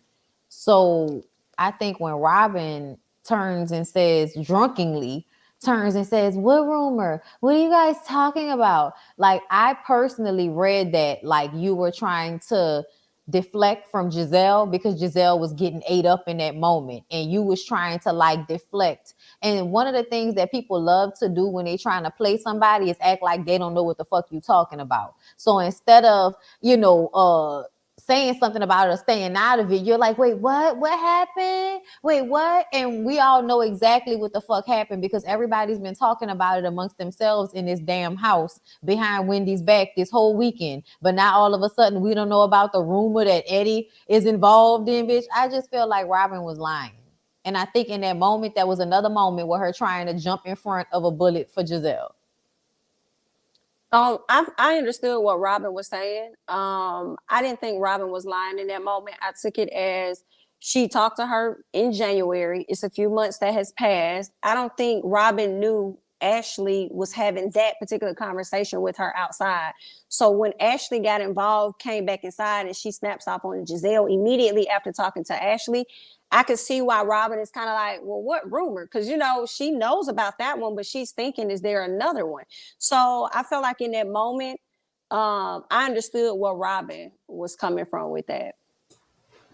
I feel like Robin was gaslighting because I think it was either that same night before dinner, her and Giselle were upstairs talking about the rumor together before Wendy. Was it Wendy that came up the stairs? Her and Giselle had a conversation about the rumor. So it wasn't like the rumor was back in her mind in January. That rumor was still fresh on her mind, but not within the conversations that she had with Wendy. Her and Giselle were discussing that same rumor, so I don't know why she wouldn't just pull that one out the front of her mind because they were already discussing it. And why I feel like Wendy got so upset, I think she explained it perfectly. While the blogs do come up with messy stories and they're not really credible, leave that to the 1,000 people that see it versus the 1,000,000 people that see it there. And if you feel that, oh, well, the blog's not credible, why bring it to light? Why don't y'all bring to light that the same blog says she had an STD or Paige and Mom? So I understand why she was upset, not so much about what the rumor was, but what their intent was. And another thing, Giselle was not going around acting like she didn't believe that shit. Like, to me, you saying, I don't believe Eddie cheated, but I believe that Wendy possibly went and got her body done because she thought he might be cheating. Like, girl, please. Right, like, shade. Yeah, she didn't say that till after Robin said it. Robin told her first. I don't believe that when Giselle first brought it to her, Robin said, I don't believe that. And then she was like, well, I don't believe it either. Right. Because it's like that the same thing. The same thing that we seen Robin saying in the scene is the same thing Robin said in the text. And I do know when they were talking, when Robin, I think was on Wi-Fi up on live, Robin was somewhere. Robin was saying that the scenes of us hearing her voice was not her saying things in the scene with Giselle. She was saying that production made it seem like her and Giselle had that discussion there. And that's why you just hear her mouth saying that. And I'm like, I do think sometimes when I watch other shows, I do feel like when we hear we hear the voiceovers, it do be to make stuff happen. But I do feel like the same thing that Robert was saying to Wendy in that text. It's kind of the same thing she was saying, like, I don't believe it. It was Giselle and Ashley more having those conversations face to face. We kept seeing what they were saying. So it was weird we seen Giselle's mouth and Ashley's mouth, but not Robin's. So it almost seemed like Giselle may have known, let me use Ashley. Because like Nicki said, she had a storyline. She loved her breast milk down there to create a storyline. Oh, yeah. But also, I mean, I often feel like she'll use Ashley before she uses Robin. She's a puppet master. Now, Wendy, her call log records, and Giselle. I will say this for a fact, for me. I did not feel like any of Wendy's receipts were valid or concrete enough to make a point, because when she put up how, my call log said I called you for 1 minute on that one day, I can easily say I talked to Bondy today, but I'm showing the one day of a conversation, not the other time. You know what I'm saying? Like, you can print out a page and say this for this, that. And I feel like her trying to prove that she did it and I talked to Giselle, to me, felt like before the reunion, she was looking for a moment. And so she brought things because she had stuff in her head that which one to bring up. But I'm like, I don't care if y'all talk before the show or after the show. I feel like on the show, we seen Giselle being messy with the same fucking rumor. So I didn't need to know if y'all talked before the show because we seen what she did on the show. So I just didn't get the whole, took up my proof. To me, it was like bullshit receipts for me. But, Giselle's still the villain, so. I felt like they were, they didn't land how, I guess she expected her receipts to land. I wasn't too crazy about it. It was very embarrassing to see Andy tell her, like, girl, they didn't hit. Okay, we went from a binder to this. But I also felt like they weren't needed. Like, because Giselle already showed her it's the whole season, like focusing on the phone call didn't matter because we already see that she's in the wrong. So it's not even a point to even bring additional receipts. The receipts was the show. We already saw it. So I didn't think that was necessary. Child, I'm done with it. Necey, I think you're here. For the husbands coming out. I'm here. Right on time. Okay. So I had said in my review, I agree with Jami. I feel like the juice was not worth the squeeze. I think it's a little bit of what you said, Jay Lee, how I feel like the receipts, I kept saying Wendy went to Housewives boot camp, and that's whenever we cringe a little bit because we get the inauthentic moments. And that's what she was trying to do. It was embarrassing in my Jami voice. It wasn't worth it. I do think that she proved a point, but the point she was proving didn't mean anything in the grand scheme. It was like, damn, you tried it. Because we never believed Giselle. So when the husbands came out, and Ashley tried to defend Michael over G, which I was confused because I'm looking like when she said like no one, Michael has never been overtly sexual with anyone in this group. I'm like, well, he wanted to suck one dick and he grabbed some ass. So I'm like, she's in a dictionary. Like in this group right here, no one on this stage has he ever. But I'm like, Michael still is a PBO white man. I think we all know that, but that's her husband, so let it be. But I don't get why she wanted to have issue with G, because I like that G also said sorry for if she felt like he was like trying to be offensive or whatever. I like that he apologized to her because of how he made her feel. I don't think I've ever seen Michael truly do that to anyone on the show. So your husband can't even do what somebody else did on their first season.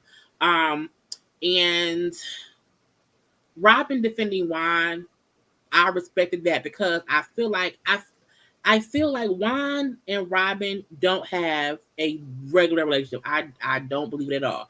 But I also feel like Juan does care more about his job than Robin. So I fully believe Juan is not going to take any time off coaching to come to anything housewife related because he does not want to be on the show, let alone be on the show and have to deal with the bullshit that happens when he's here. So I fully believe Robin saying he has to work. He's not going to take her days off. He can't. I believe that. But because he cared more about his job than Robin. I just feel like I don't believe. Say that again. I said Robin is a liar. I don't believe half the shit that Robin says because I think Robin knows the questions that are going to be asked. So after the season, she sits there and comes up with all of the credible answers for everything that she knows everybody's going to ask her. And a lot of the times it's about her and Juan. Juan been a coach. He's been a coach. So like, why was he showing up to stuff before? And he's not showing up to stuff now. But I don't remember Juan really being around much. But like, he was around more in like the first, I want to say 3 or 4 seasons. I feel like I saw him more. Yeah, at least the reunions he would show up. Yeah, he wasn't working back then. Juan had no job. He was trying to work job. Yeah, this coaching job he just got maybe like last season. Yeah, he just got that probably like two seasons ago. 2 seasons ago. He just got it. Because remember, they did a flashback this season, I think, when Robin, when they sat down at the table and she was like, I know where they coming from.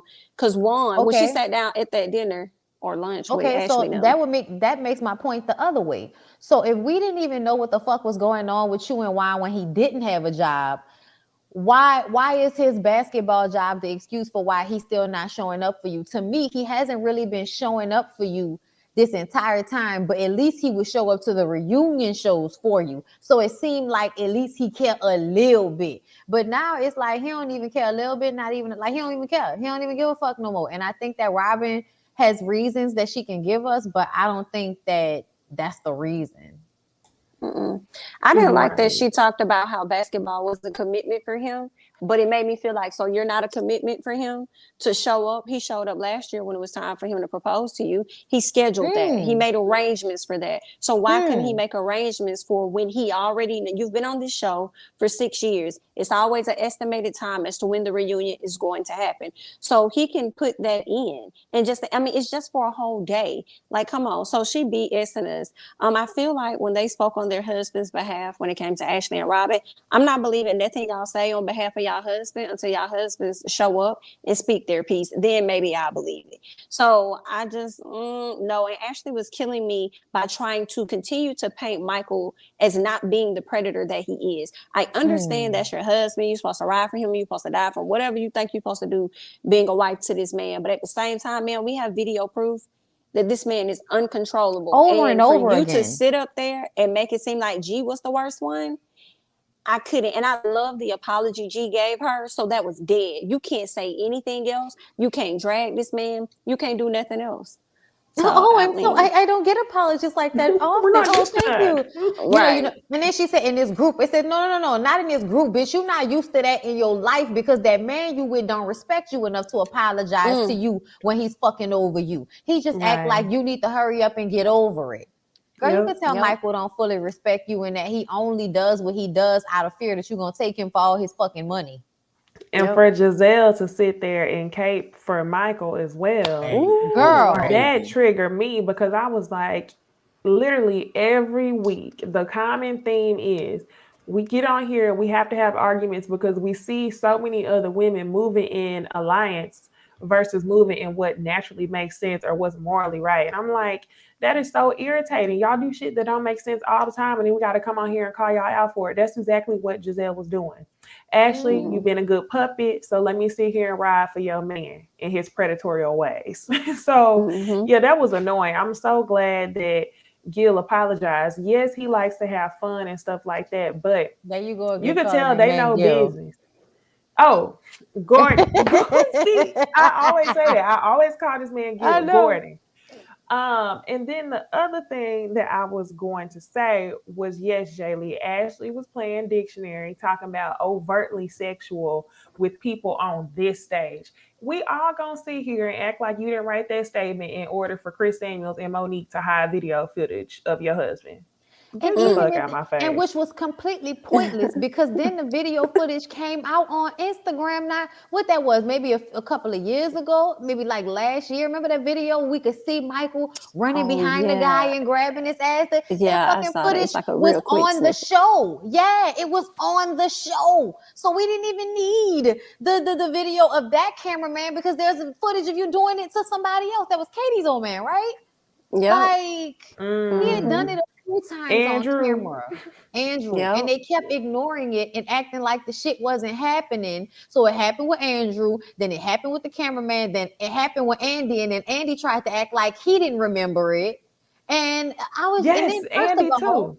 Yes, and Giselle was the one that was like, he's done it to our producer. Bitch, you was saying all of that the last time this was a topic of conversation, and now we gonna white people this situation and act like ain't nothing ever happened before. I was just like, get the fuck out, get the fuck out my face. This is why I don't like Ashley right here. That's the part that will always drive me about Ashley, is that Ashley will continue to be okay with somebody like Michael, also that she can be white and live a life that's not under a bridge. So Chris speaks up finally about his finances. I feel like Chris wanting us to believe that he not has money, but when they was praising Ray for supporting Karen, Chris questioned why is it okay for Ray to support Karen, and it ain't no issue. But for me to support Karen, I'm a coat rider, rider her coattails. And he explained that before they got married, he was paying his own rent, his own place, was paying Candace's bills, her rent as well, and that he would not pay the full mortgage on that property because they were not married. And I feel like Chris really wants us to understand a topic that we don't know nothing about, because for the past 2 or 3 seasons, he has been the broke boyfriend, fiance. Candace or Chris has never really spoke up for what Chris does or what he did with her before they got married. It was always Candace's mom is helping, and Candace's mama is the helper of Candace. It was never anything about Chris. I think he can't blame us for believing the narrative that him and Candace put on the show. Like, y'all made it seem like that was his life. Y'all made it seem like y'all needed help. So I don't get why he questions our thoughts on who he is. I think it's more so about how the editors portrayed him. I don't think he was blaming us at all. I think he was speaking more so to the cast, and especially Giselle with her comments. But I think that Chris, great question, wrong situation, wrong person. The question should have been asked regarding Ashley's husband. How is it he could be in the restaurant business and be in real estate, but now he wants to get in the film business? Nobody thinks that's a problem at all. It's just like, oh, okay. But when Chris was in the restaurant business, now he's a manager or whatever for his wife, and now it's a problem. It would have been the same answer. Wasn't the money. Okay. The problem is right, it's the money. But to be clear, Candace's mama came on a reunion show and said that Chris came from a wealthy family and that he wasn't poor. First of all. Second of all, they have already said that Candace worked in Chris's restaurant when they first met. That's how they met, because she waitressed in the restaurant that he managed or owned or whatever. The pandemic is when Chris lost his restaurant, I believe. Like right before the pandemic, when Chris lost. Right, the pandemic. So at the end of the day, like, somebody losing a public restaurant during the pandemic does not make them a fucking bum, first of all. And second of all, I feel like Giselle does that because Giselle doesn't have a man. So I think she tries to find a way to find the negative in everybody else's man because but she no doesn't man is have better one. than Right. Because she Yeah. consistently brings up Chris and how he's getting paid and how much money he makes. And to me, it's specifically her. I have not really heard Karen say anything about how much money Chris makes. I've only really heard that from Giselle and the Minions, and specifically from Robin and Mia. Haven't even really heard it from Ashley like that. Ashley's husband says a lot of shit, but Ashley never really says anything. Like, not when as it pertains to the money situation, I mean. So I just kind of feel like at the end of the day, Giselle does this and Candace allows her to do it. And that's what makes me mad at Candace, because I can remember that scene where she sat at the table with Candace in front of everybody. And once again, says to Candace, but I just don't want him to be riding your coattails in front of everybody, y'all. And she just sat there and ate that shit. I'd have cursed that fucking lady out for talking about my husband like that, y'all. I'm telling y'all. So honestly, I blame Candace for allowing this to happen, but let me just say this and then you can go ahead. I thought about that Dot situation. I think she just wanted people to know that I'm a little black princess. I'm a little African-American princess, bitch. I'm a Babs. Okay. I come from a rich, influential black family. My mama and my daddy got doctorates, bitch. I come from money. That's what she was trying to let us know. It wasn't my man is living off of me and my mama. It was more so, look what my mom has been able to do for me. And then everybody was like, but you got a man.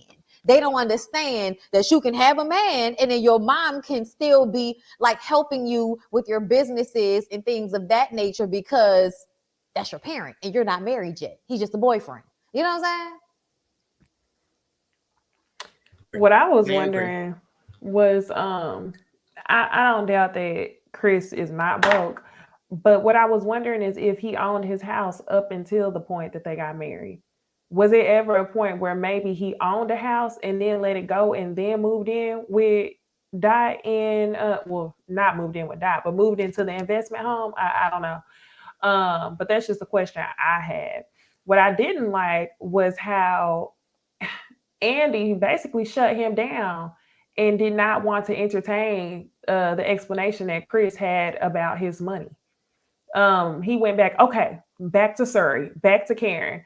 And I don't know. I just feel like Chris was owed that moment to explain, I'm not broke, I'm not a bum. But Andy paid him dust the same way that he paid Wendy dust.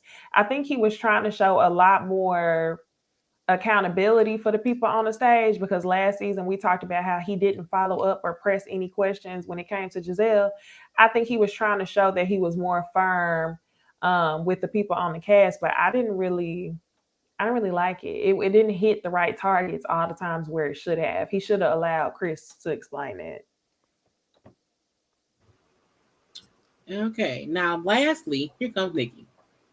So the cast was very shocked about Nicki coming on. What do y'all think about Nicki, one as a host, from the part that we saw? And do y'all think part 4 will be as epic as we hope it would be because of Nicki Minaj hosting a reunion?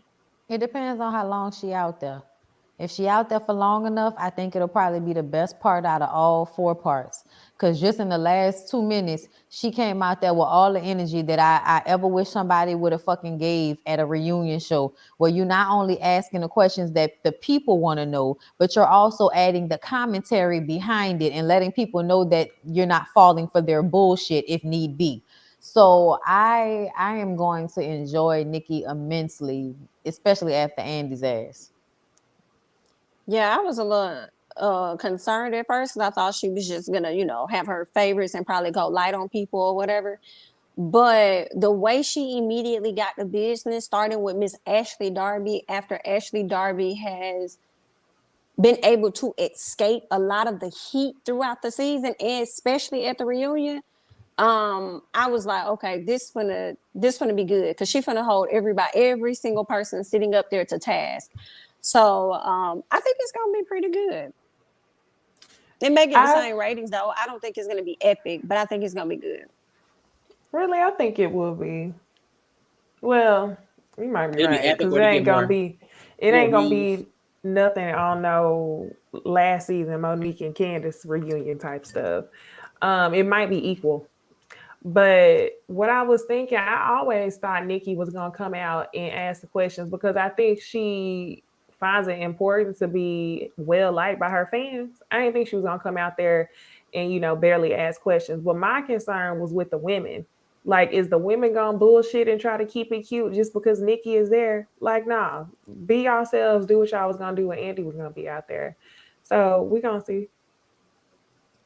We will see. And we will see next Wednesday, not Thursday, Wednesday on Jami ThatsMe channel.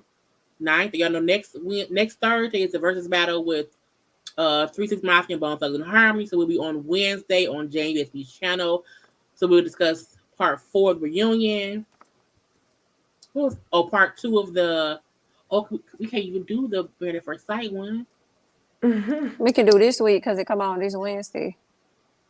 So we'll be talking about part 2 of Married at First Sight next week. I'm done. Okay, yeah, next week. So make sure to follow all of our social medias on IG. It's all Bondy Blue. It's all Jami ThatsMe. It's all the Ladies Corner. It's all Necey Dixon. And of course on IG, ours is OohLadiesFirstPanel.